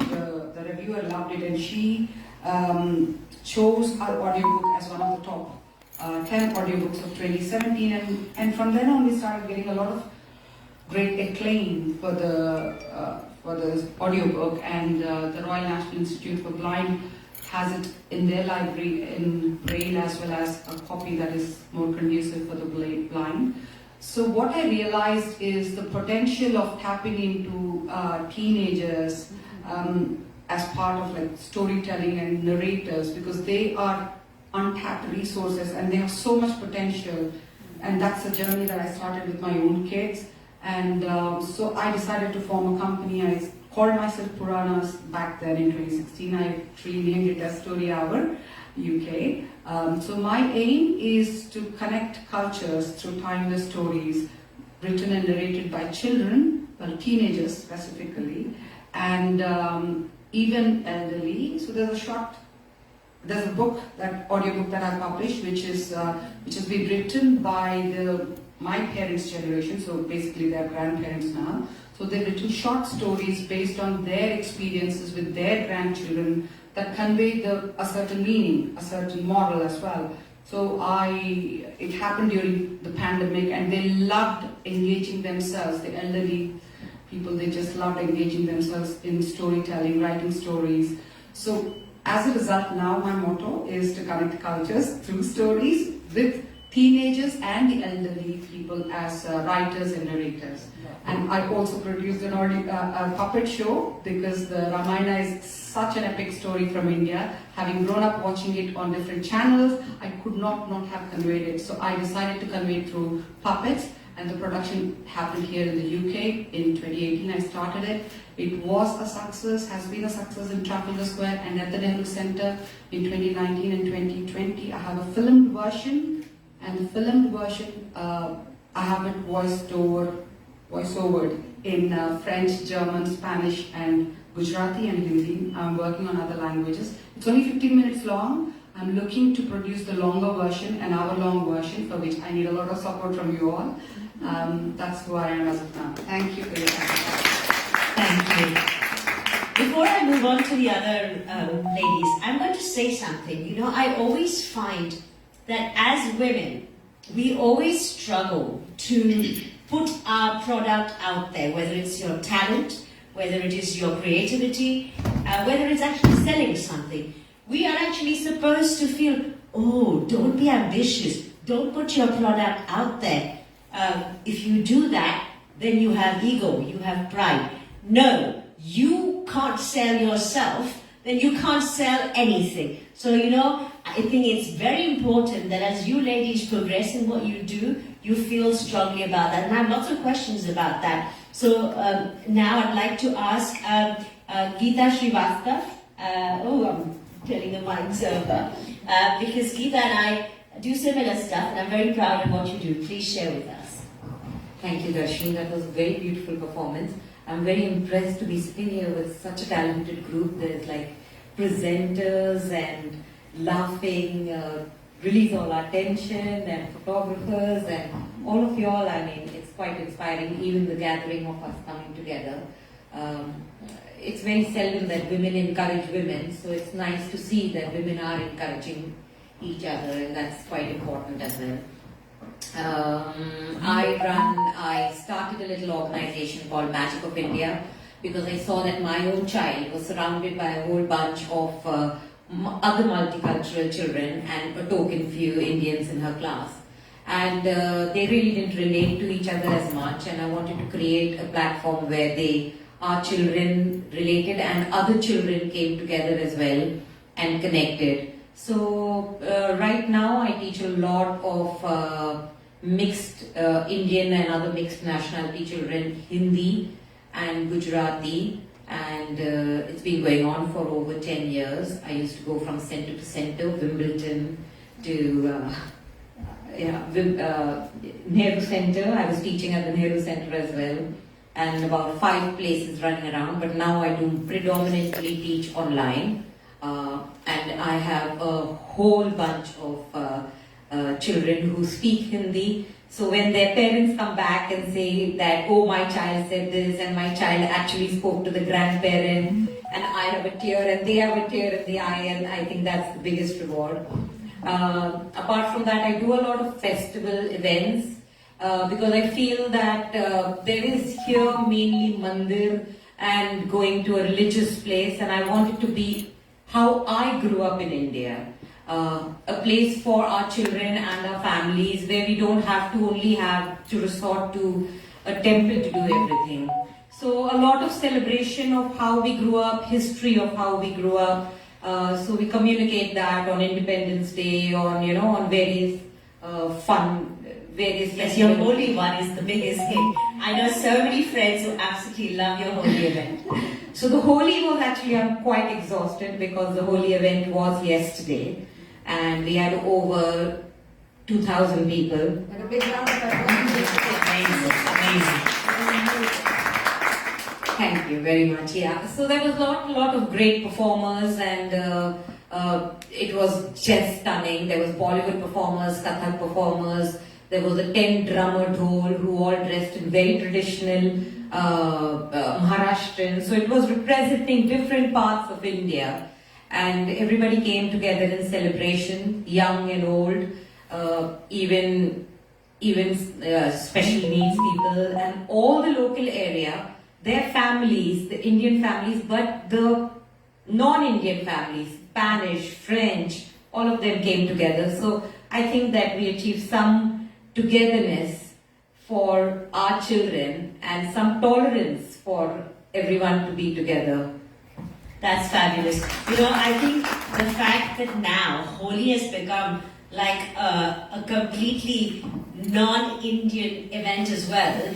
I think it's great that the globalization is actually moving on so beautifully. I would also now like to, before we start the discussion, it's very important for you who've taken your time to come here to understand what each of us are here for. We can discuss about anything, but if you don't know what we represent, then it doesn't see the whole purpose. And the whole point of all your wonderful achievements is that you spread the word, whether we do it through social media, whether we do it through talking to each other, This is the whole point. Now I'd like to ask who have I missed out? Sangeeta Pandey, that's you. So Shweta Khanna Kapoor and Meena are the ones that I'd like to get to know.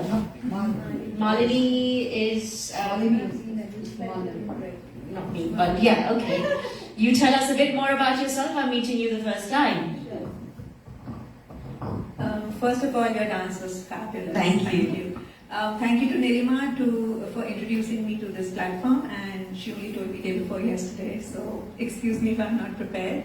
Hello everybody, I'm Malini and I moved to this country about 23 years ago. I was an entrepreneur even in India before moving into this country. I moved here when I got married, had children, but I worked as a business analyst with an internet consulting company for a very short period, and then I grew up my little children. But I always wanted to strike a balance between being a mummy at home and also doing something for myself. So I started part-time and I started a leather handbag business, which is what I left behind in India when I moved here. So I was an importer for leather handbags and I did good business with a lot of high-street stores here. And it just so happened that I just diversified and moved into fashion. About 10 years ago, online fashion in India was growing and everybody was talking about it, and we wanted to invest in an online business in India. But it so happened that instead of an online business, it turned out to be an offline business. And while I go through my journey of 10 years as we go along in this evening, today I'm living between India and the UK, so 15 days in this country and 15 days in India. We have a fast fashion business and I am leading it all by myself now with 1,000 people, with the responsibility of 1,000 people and 500 points of sales across 130 plus cities. I start my day at 4:30 in the morning, just like your friend does. And it's been fantastic. I just love every moment of it, and I couldn't have a life without it. So, yeah. 15 days married, 15 days in India. I could sell my soul for that. But now, last but not the least, Shweta Khanna Kapoor, tell us a bit more about yourself. Thank you, Rashmi, for this opportunity, and thank you to all volunteers who have managed to do all this. Sheetal, Vaishali, Anita, and thank you. And thanks for the wonderful performances. And thank you, Rashmi, for giving me this opportunity to tell me something about myself. And one thing I want to correct here, that my name is Shweta Khanna. Kapoor is my husband's surname. Like we fell in love with each other in the school days, and after marriage, like it was 6th standard, it started in 6th. He had a crush on me, and then he just proposed me, and then we got married.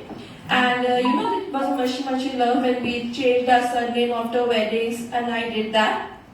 And I came to that point, but little my background. I am a PhD in chemistry. I was lecturer in university. And I had my private coaching center where I taught to students up to postgraduate levels. So all this thing, when I came to London, I changed my surname. For 6 months or 1 year, it has been changed. Everybody used to tell me, even Rashmi, I have corrected you so many times. Please change my name, Shweta Khanna. It's like whenever someone calls me Shweta Khanna Kapoor, all the hard work I did, it feels to me that I've lost my identity. It's okay, love is there, but Shweta Khanna, it was me, not Kapoor. Kapoor came late. And I tell the same thing to my husband, and he's always assists me, please keep the name Kapoor with yourself. No, it's Shweta Khanna, and I am there, it's my identity, I'm not going to lose it. Even the Prime Minister Modi says that you don't need to change your surname now. I think we got it. This is Shweta.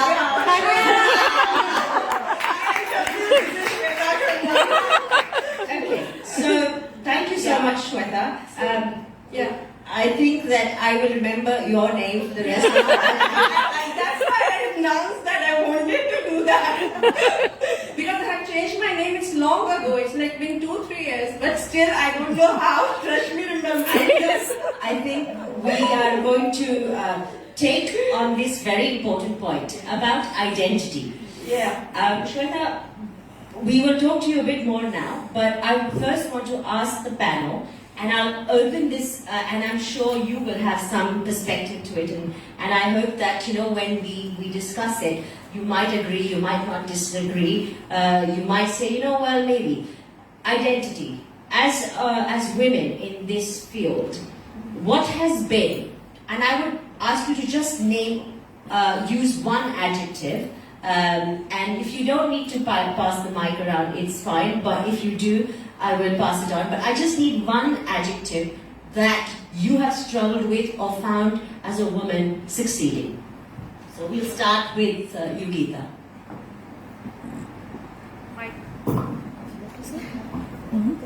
Adjective as? I think accent.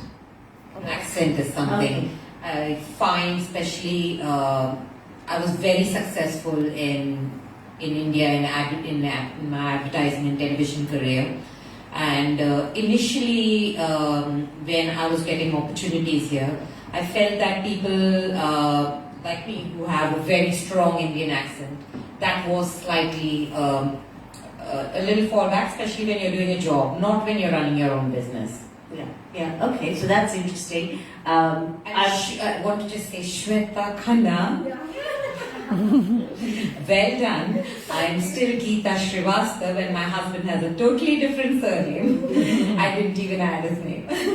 And he's very happy. He never changed it on the passport or anything. So that's interesting. Okay. So that's something that we will leave with you to think about. That was accent. What about you, Jaya? What was the one thing?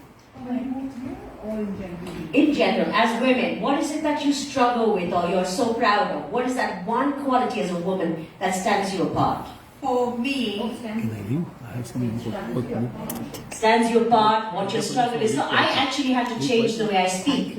My name is Darshini Joshi. But when I did a job in PR, I had 10 seconds to speak to the journalist. So unfortunately, I did have to say, hi, I'm Darshini. I couldn't say Darshini. It would take them 2 minutes to figure out what that means. So, you know, I think it's the fact that you have succeeded with that, even as a struggle, is great.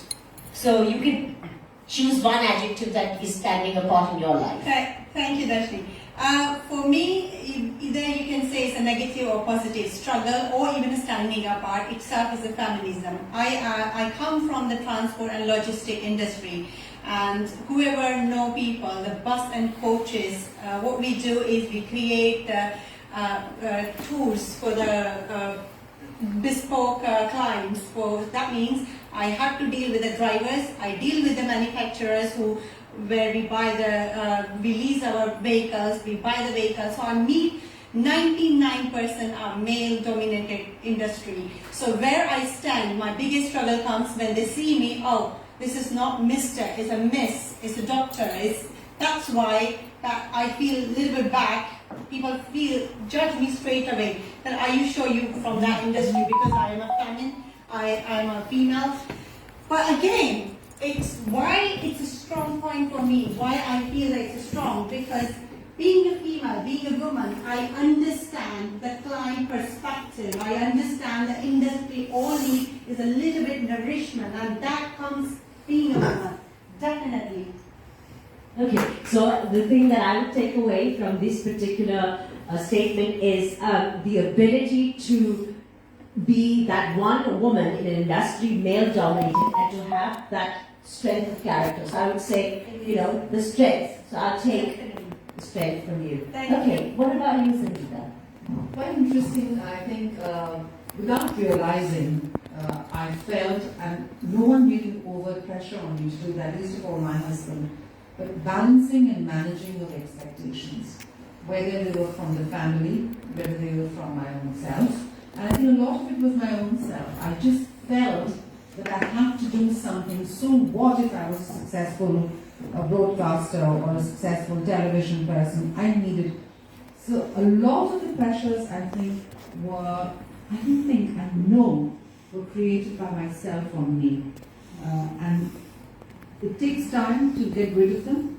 But then when you start getting rid of them, you're also upsetting a whole host of people along the line. And then you just have to say to them, to hell with it, This is my life. I need to do it myself. So that's, yeah, very, very. I think that's a fantastic example. I was just in the car and I remember discussing it with a friend and I said, how do you juggle? How do you juggle? I don't know how to juggle. I've written something which I'll read out to you at the end of this particular discussion, but moving on, what do you want to share with us about that? Actually, my background is little academically. So now I am doing a business. So it was like two different poles.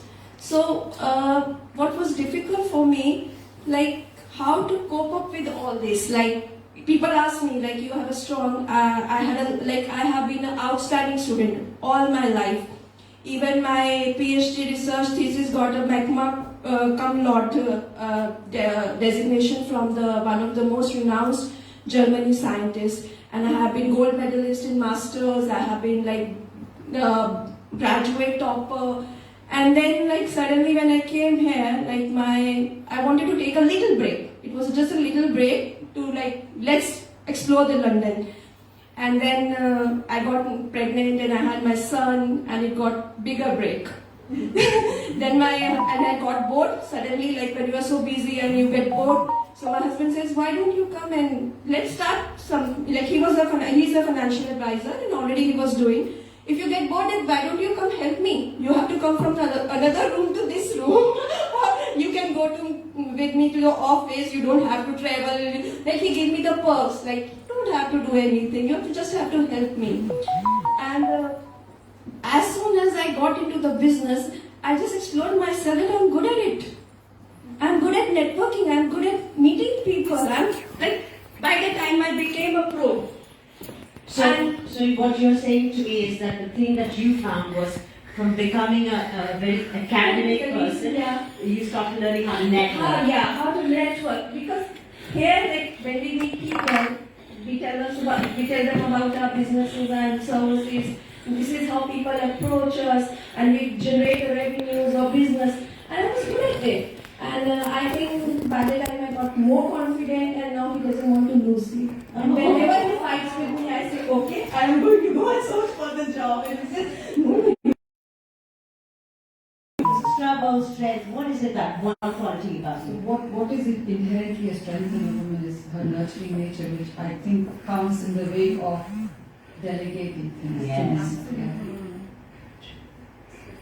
Very beautifully said. I think that's very hard. They call us control freaks, don't they? That's not control. Can be exaggerated and said control freak. Yeah, beautifully. I love that one. What about you? So the one strength for women, I'm not going to say women entrepreneurs, for women is the word comes to my mind is tigress. So all the women who work for me, I just call them my tigresses. Because I think when a woman steps out of the home, because she's very comfortable in her home, growing up children and looking after the family, but when she stepped out, she's got a lot of fire in her belly. And when I compare my women versus men, people in the company, I think they are miles ahead. The women are just miles ahead, and they judge tigresses. I think that's considering it is the year of the tiger. Big round of applause for the tigers. I'm from the year of the tiger. Exactly. So I sometimes feel it's taken, and I'm sure you'll agree, that to succeed in whatever that you do, a part of me feels like, look at me dressed with this and having a very erudite, intelligent conversation about women's rights and empowerment. But one of the things that a tigress does is whatever चमड़ी में वो है उसको उसमें रहना है और जीना है और आगे बढ़ना है. I agree. So I had asked you to think about some questions, and one of the things that I want us to do so that we have to be in the time within which we have to finish, but I want to make sure that I get to know you guys, they know you, and we get the real points across. So very briefly, how, and this is a dirty question, I call it dirty because it's hard to talk about money, Women are not allowed to make money. So tell me, how hard is it to make money, And do you feel guilty charging for what you do? Now, if you're an academic or a tuition teacher or whatever, it's easy. But when your feels like broadcasting, I remember working for a TV station, they're like, oh, you know, you can come and do free. Or when you're teaching Hindi, I did about over 100 students in the last month. We did Hindi exams. And the Hindi Samiti UK runs these exams. And I said, I don't want to charge anything for this, but maybe in the future, we should charge because, you know, जब तक pocket में से पैसे नहीं निकलते ना हमारे Indians की ये बात है कि कोई चीज की वैल्यू नहीं होती. So how hard is it? So anybody wants to talk now can just ask the mic and talk. So you can take my mic as well. So I'll take a lead on this. Because I come from a family where very strong women, whether it was my grandmothers or my mother. My mother was an incredibly strong woman. And the one thing she would say to when we finished our year 12, she took to practicing law in Delhi in the Supreme Court. And often she would just get so frustrated with my father, who was, I think, one of the most emancipated men of his times. And even today, I think many men will fall the way my father would think. But the one thing he would say to even my mother's clients was, oh, she's just doing it like that, you know. She's not going to be charging anything for it. And I'm not saying, well, why do you do that? So I think there is that little shame maybe attached for a woman to be earning of a certain generation. But it has changed. I'm talking about when my mother started about 40 years ago. But it has changed significantly now. In my case, my mom worked all my life. I've seen my mom work. So in fact, it has been beneficial for me because I've seen her systematically go through the day. So it kind of it made me realize, you know, what it takes for a family to work. Both mom and dad working. Obviously, I had my grandparents with us as well. But going back to the original question, which was about money. Yeah, but with regards to my own work, I studied, my first degree was in genetics and I did chemistry. So when I transitioned into becoming this publisher of audiobooks and puppet show, my mom herself would say, because initially the puppet show was free, because I was literally called, I hit the ground running. The first year I started the production, we were called the Trafalgar Square. I didn't know what to charge, it was anyway free. Second year free, third year it was COVID. Free again, online. Fourth year, 2021, people started. They actually said, we want to pay you because it is such good work. You can't keep doing this. And this year it will be paid anyway. So she said, but you studied chemistry, you studied genetics. Why are you doing storytelling? I mean, seriously, it's so much work to produce a book, to sort of work with people, to sort of, it's a team, right? And you've got to, there's a very fine balance between how much you can set targets and how much you can achieve. What was the original question? About money. It's about, do you feel, how hard is it to make money? It's not. I think if you focus on work, I realize with my work, okay, audiobook is a separate case altogether, largely because the platform is on Audible, and Audible takes 80% of the revenue. So that is a difficult platform to make money, if you want to make money, but something wonderful has happened, which is schools like St. Paul's and a few other schools are actually quite keen to use our audiobooks as a resource material.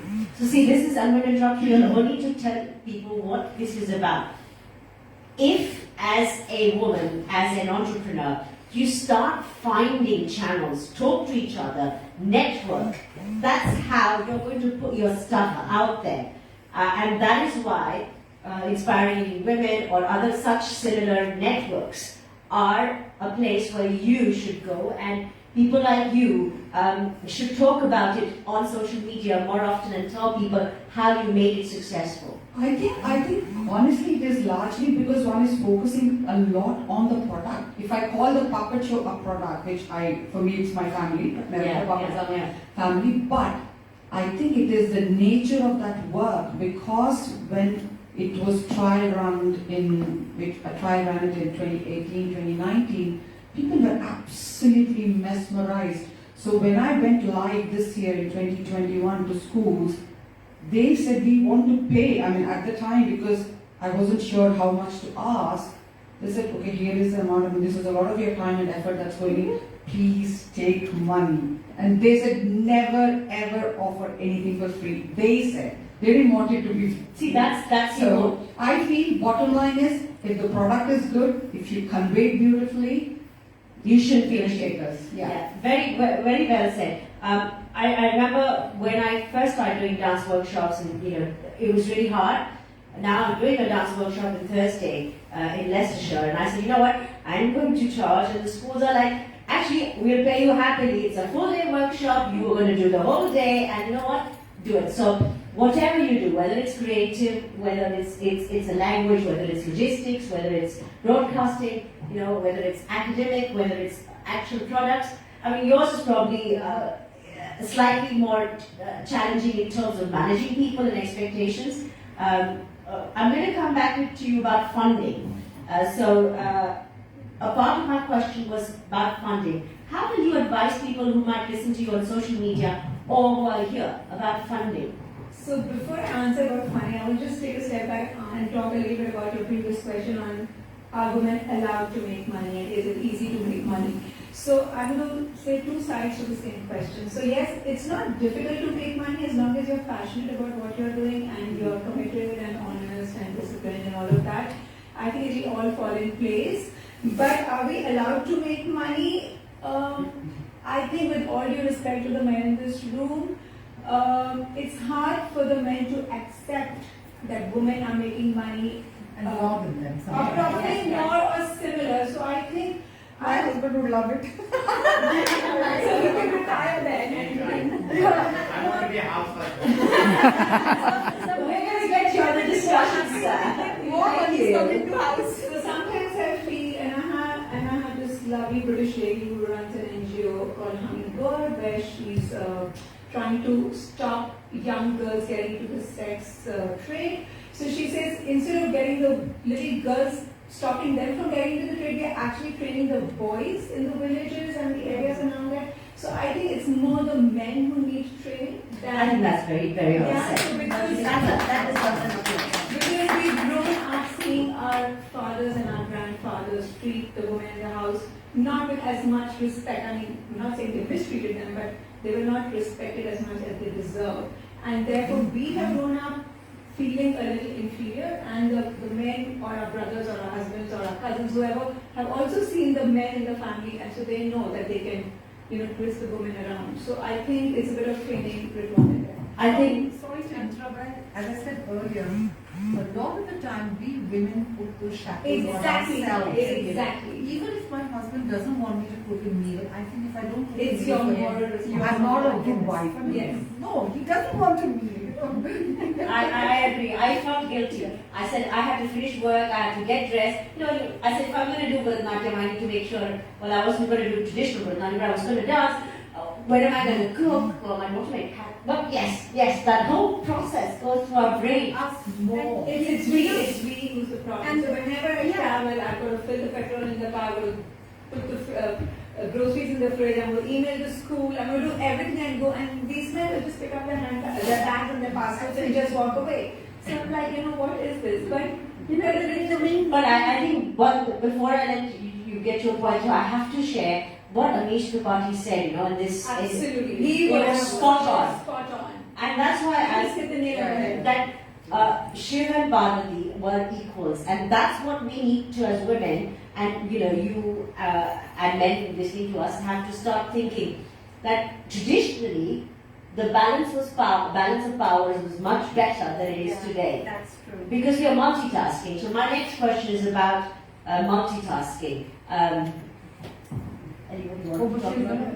We can do about funding because Funding so we have private equity investors in our business, but it was a real learning experience for me. I do not come from an MBA school or anything like that, but I went along and I learned a lot in my journey. And yes, if you have a good product to sell, I think people also invest in the person than in just a business. So you've got to give them the right vibes also. So they want to see how committed you are, or how passionate you are, how much you believe in your business.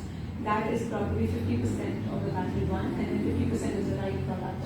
And what about presentations and selling the figures, and how, do you have to find experts, and how do you get money to give those people to give you advice on that? Yeah, so it's not easy. It's not easy. You've got to put all the pieces together. You've got to have a team. You've got to find ways. You've got to, at the very initial startup phase, you might want to find interns. You want to find students who can do it for you. And then once you have the funding, you still have to spend it sensibly. And then you're obviously doing it for you. Like I had one today, for example, a 3-hour board meeting, but I had my team do the presentations for me, which earlier on I would struggle and find different ways to figure it out. So it's a journey, but yes, it's challenging but very rewarding as well. So Rashmi Mishra-ji, I hope you'll be inspired by this. Of course. The fact that the outlet is your baby, and all of your inspiring women team is working hard to make it successful, and I hope that with all these wonderful panel members, you have constant expertise that will guide you. Okay, so so much goes through my head when I see so many amazing women. So if I jump, please forgive me, because there's so much that I want to get out to you and get out from you and share with you. So the next question that I wanted very briefly all of you to talk about in no particular order, anything that comes up. If you need the mic, take it. If you don't, then you just go without the mic. Multitasking.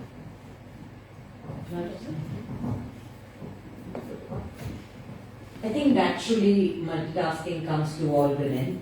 I'm sure men also try, but I'm not sure if they try. No, but because of the part. When I started my career right out of college, and I could see how I could juggle loads of things. And every time you went to your boss, who happened to be a man, he would always in your review say, "Can you focus on one thing? You can't do so many things together." And I was like, okay. And then I just, I knew that there was a point when I've reached now all along in advertising, and then I was in television. Even in television, I multitasked many things. Created some pro television series while I created a research booklet, while I did a big event for ZTV, 28,000 people. All this was happening simultaneously. And they were like, "Where are you doing it? How are you doing this?" So I think that men don't understand multitasking, but you can't tell them. And Satish, with all due respect to you, seems like we have two men here. I'm sure they are. Increasingly, they are encouraging, and they are, and people like my husband, and I think many other men as well, like Nilima said, they are encouraging, and they want to see the women in their life, whether it's their daughters or their wives, doing well, and they are, that is extremely positive. But it comes to our advantage, multitasking, especially when you, Darshni, you organize full theatre productions. And that's like crazy, 20 things going on together. You are the manager, you are the ticketer, you are the designer, you are the production person, you are the dancer and your team. So, it comes. But here's the question that all of you women must be feeling, and that's where I want to ask each of you to just tell me, do you think, a simple yes or no, so you're saying there's a paradigm shift in the men's thinking process.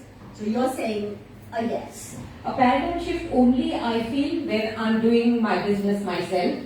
Now I see all the stakeholders who are working for me, all my suppliers, they just take it naturally that you can multitask.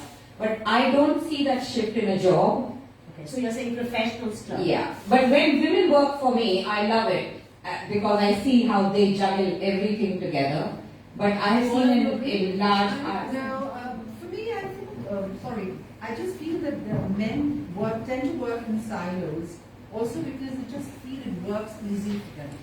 And women inherently are thinking about 5 or 6 things at a particular time. So they're also thinking, have I put the rice to cook, have I put the baby to bed?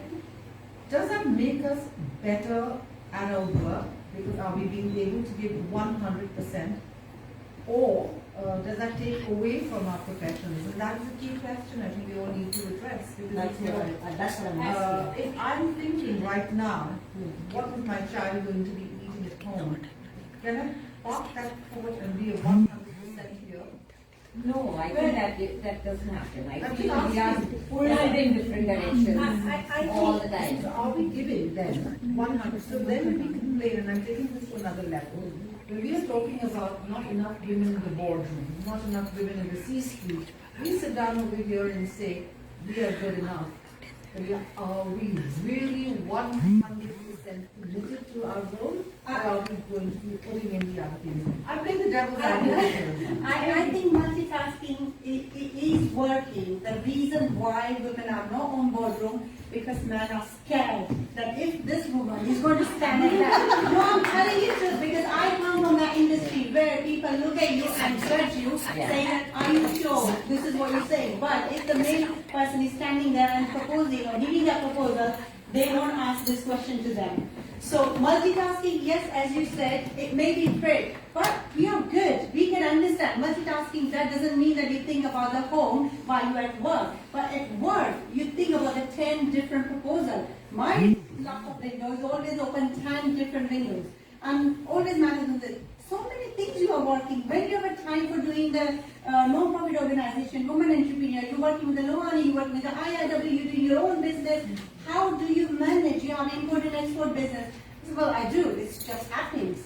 I don't create the time for it. It just works. No, and that is the ability. Yeah, that is your confidence. But what you're saying is very important, and I think this is what is out there in the podium, which is basically, I didn't make dinner today. I am dancing over here. Okay, I am having this discussion. Should I feel guilty when I get home? Do I look sad? Or should I say, you know what, I'm thinking about me? The thing is, a lot of it has to do with the fact that we are biologically nurturing because we give birth, it comes naturally, and it's a fallout of us being a woman is that we are nurturing. So with the extension of that is wanting to continue that nurturing into your team, and to sort of get out of that mode makes us a different person, right? I mean, it's an inherent, natural reaction to nurture. So once you say, okay, I haven't made food or I haven't gotten a dinner in place for my family, and you're doing something else, it is your own internal conflict, your nurturing nature which is at conflict, because you're thinking, oh, I love my job, but I wish I could do this too. Not because somebody like my husband is very, very supportive, but I would love to make it's self-imposed. I want to do it. And sometimes the guilt comes because, that's the way we've been brought up. We saw our mother doing it. And we need to break that tradition. We need to break the stereotype to our daughter, our son, saying that no, this is not a normal. You can go free. It's okay, someone else will cook. But extending on to what Nilima is saying about being nurturing as a woman, we should use this as an advantage rather than saying that it's a disadvantage, because now at my stage here, I feel I'm the mummy for everybody. I'm of course a mummy to my children, I'm the mummy to all the people who work for me, and you know what, I can't fall apart, I'm not allowed to crumble, I'm allowed to, I just have to look great and happy and all charged up every morning, and I can have some low days as well. So I'm the mummy for the whole world, but who is my mummy now except my mummy? You know what I mean? So use it as an advantage as a woman than thinking, oh, it's a disadvantage. But I think that's what I'm Sorry, but if I may come in again, let's look at a situation where, as an entrepreneur, where it's a cutthroat business and there's a presentation to be done tomorrow, a man can actually, even today, turn back and say, my wife will look after the child. Or as an entrepreneur, you've got to make a bid. And you have a mother coming in and saying, I'm so sorry I can't come in because of certain issues. She won't be the entrepreneur at that level. No, she's not the entrepreneur, she's an employee. Because I've spoken with a lot of entrepreneurs, and sadly, very sadly, but realistically, a lot of them prefer to have very focused men in the business as opposed to women who will be bogged down by a child throwing up or a child wanting to be at home. So it's a very, we are in a transition, but we cannot avoid the fact that women, as you said, are nurturing and therefore they get pulled back this time.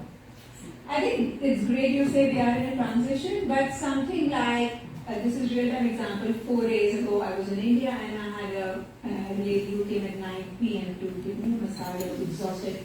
And her husband was waiting downstairs with a 4-year-old son sleeping in his lap. And when I came to him, I was like, let my driver drop them home and blah, blah, blah, whatever. But then her husband was very supportive. So if there's this woman who is getting to that level where there's a boardroom meeting or where there's someone going for a massage at 9 in the night, they've got someone at home supporting them, maybe their parents, maybe their husband or whoever it is. That's the only time the woman can step up, otherwise not. So programs in Harvard, programs in other places tell me they have 9 to 10% women enrollment because the director at Harvard told me after a certain level, women can reach to a certain level and then there's major dropouts after that because the next step up is really hard and that's why at the top level you will see very few women. So as women who are obviously parents, I think it is important, a message that we are trying to put out there that what Jaya said as well, I think, and what all of you are saying, is that you are multitasking. There is no need to constantly feel guilty. You have to start conditioning yourself and your child to say, actually, you know what? If you want to do stuff, do it. And actually the whole new, what's that, he, she, it, they, all of that, that's coming in. The gender. 68 gender or 70. So that's going to change. So hopefully, I hope that our daughters will not be sitting on a panel like this and you talking about multitasking. They're like, we do it. What's the problem? So great. I don't know how much we are with time. So just 5 minutes. 5 minutes. So we have 5 minutes, and I want to make sure that we've covered some important topics today. Talking about your life is an endless discussion. So of all the things that I've discussed with the lovely ladies before meeting today, the most important one is how supportive is your spouse? Yes or no? And if not, haven't you changed it?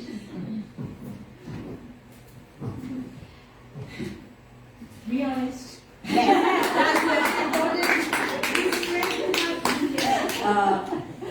Supportive, yes, but also not there. I think I grew up in a family where my mother was very much just study, just achieve. And when I came to London as well, me and my husband, so there was a lot of equality and he was achieving what he could and I was achieving what I could. It was when you have your child, there is something that changes, and I was a really, I call the word gung-ho, career woman. Like I had my baby only 9 years after marriage, not for the fact that I couldn't have or didn't think, I just didn't think about it. Because I was so focused on my career and was really enjoying it. And my husband was quite alright with it. So when I had my child, if the child was for 5 hours in the nursery, I would want to come back. I was running a very big baking business and I had loads of people working with me. So I'll have to stop you there, only to ask you. So you're saying that it was partially supportive? He was very supportive, but it is something in you. You just give in to your child. There is that period where every mother here has taken some weird break, and that's when we fall out of our career. No, but that's not. So it's the new normal now.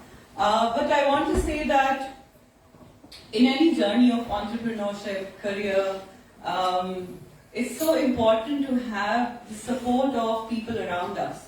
And I want to actually pay tribute to not just the women, but also the men who have been there, standing by us, sometimes silently, sometimes encouraging. It could be our fathers, brothers, husbands, friends, strangers sometimes, bosses. Many people, men and women have played an important part in that journey. Someone who tells you how to do things the first time. Sit like this, don't sit like that. Talk like this, don't talk like that. Right? Very little things. Go and meet this one. It's important to go and say hello to them. Everybody is familiar with that. All of you are entrepreneurs.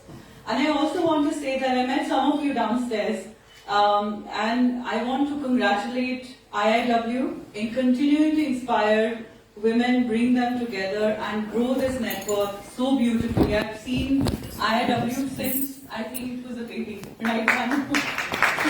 So I'm just, I don't think there's any year that I've missed out on any programs. Even if I've been late sometimes, I managed to make it. So it's fascinating, it's really humbling. I'm grateful to all of the people who have supported us. That's Manju Lodha ji. Another great woman. Welcome. So before I delay you further, I want to introduce two of my dear friends, but I think I'll leave it to them. Chandni Vora and Raga De Silva. Both are fantastic women with completely amazing journeys of entrepreneurship. What is entrepreneurship? Is the spirit of taking that risk, doing something amazing in your life. And it could be business, it could be a talent, it could be, just taking a stand, really. That also takes an enterprising spirit. So it's your spirit that I think is important to pay salute to and to pay tribute to today as we discuss journeys of two fantastic career women. Chandni, if I could request you first, whether you want to stand or you want to sit down and talk, is up to you. Yeah. So Chandni Vora is a dear friend, and she's worked in the construction industry, in aerospace, defense. She'll tell us about it. It's very fascinating, very typically male-oriented, male-centric career streams. Chandni, please.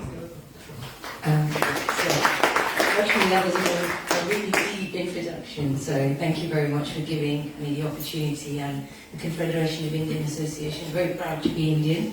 I have to say, this is the plug. This was 2006 renovation by Rascroft, who I'm employed with, so it's a privilege to be speaking on this stage. You wanted me to share my journey of how I got to where I am, and what sort of who's guided me, what have been the barriers and what have been the challenges. So I think as I said before, my background is in accountancy. I'm a chartered management accountant. For 23 years I've been working since I graduated, and I started my career with one of the first Indian projects, I have to say, with Bechtel Engineering, which many of you may know, the Reliance Jamnagar refinery. I was just talking to Raga at the back, saying that I got to meet Dhirubhai Ambani, who is like a phenomenal entrepreneur in his own right. And when I said to my father I've got a graduate program with them, he was like, oh wow, that's a good construction company to work for. Had no aspirations to join the family business, let me make that clear, but I think the journey over the 15 years before joining Rascroft has been a challenge. I'm able to utilise my transferable project management skills, process improvements throughout my career, and I've just made myself authentic when I'm actually in the place of work. I think what I really found that in construction, engineering, whether it's with, in the early years of when you're 22, graduated, and you're faced with people who've got 30, 40 years experience in front of you, and you're trying to negotiate ways of working practices or improving processes, etc. How do you come across that when the room is full of men and there's just you? And we are now, at that time, I'm saying 1999, there was not that many people from the Asian diaspora at sort of graduate levels going into reputable companies that would give you opportunities to grow with what you've learned in your career. In your degree, and put it to practice. What I found, and I was always faced with, that I had to get the right balance of being assertive. I had to get my point across, deliver my views effectively without being too cutthroat or bullish. I didn't feel I should be a man in front of others. I should be who I am, celebrate that I'm actually a woman. And I think what I found is for the last 12 years I've joined Rascroft, but previous to that I've learned so many skills of how to be that pragmatic person. I definitely believe that my gender shouldn't really make a difference, but it has proven me wrong at times. Being in this industry has brought its challenges. I don't believe that, like I said earlier, that women should try to be men. We've just got to be us, and we should bring our personal attributes and our professional attributes to the workplace. I think I've learned over the years, and I think before joining the business and being part of the corporate world, of actually learning to listen and collaborate. That's been a learning curve, because as women we're always like, no, you've got to do this way, it can't be done that way. And no, my way is the right way. It's not always the right way. You know, we've got to step back and put ourselves into the shoes of those people that are in front of us. And I think, I think life experience are really our best learning tools. In the moment we kind of feel this situation, how do I overcome a hurdle or getting my point across? If I need to tell an engineer, your budgets are really out of place, how do you tell them that actually the finances doesn't work, but for them to think all they're concerned about is, well, I need to get the project delivered, I don't really care about your budgets. It's more about of not creating. In that moment you would feel quite negative, you feel quite small, and you feel like, I'm not being heard, I'm not being listened. Hone back into the way you would want to speak. I'm a great believer, your Vani, as they say in Gujarat, your tone and your deliverance of how you want to communicate is really important. Whether you're an entrepreneur or just in a corporate role, I've learned that in the moment something does feel negative, that something positive will come out of it, because we only learn from past experiences. Isn't that what our direct principles are? Our lessons are what we're going to be growing on and progressing. There was you mentioned a particular point where you said call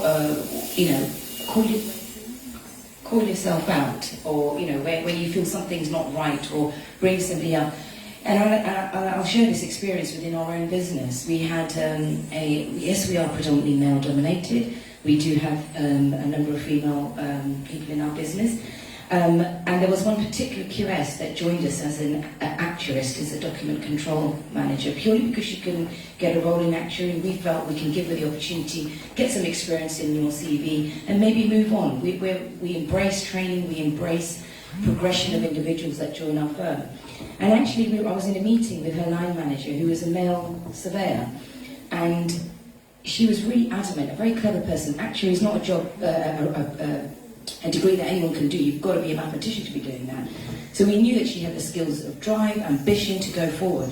There's her line manager telling her in the meeting, oh, you can't do a master's in quantity surveying. You have no clue. You've got no construction experience. You've got no site experience. How are you going to do this? I had to put my hand up there for a minute. I said, this girl has figured out a way. She's not going to compromise on her time in the office. She wants to do it distance learning, and she's doing it on her own accord. It's an ambition she has. I felt it was the right place to step up and actually support her at that point. Lo and behold, 2 years later, she comes up with a distinction in Masters.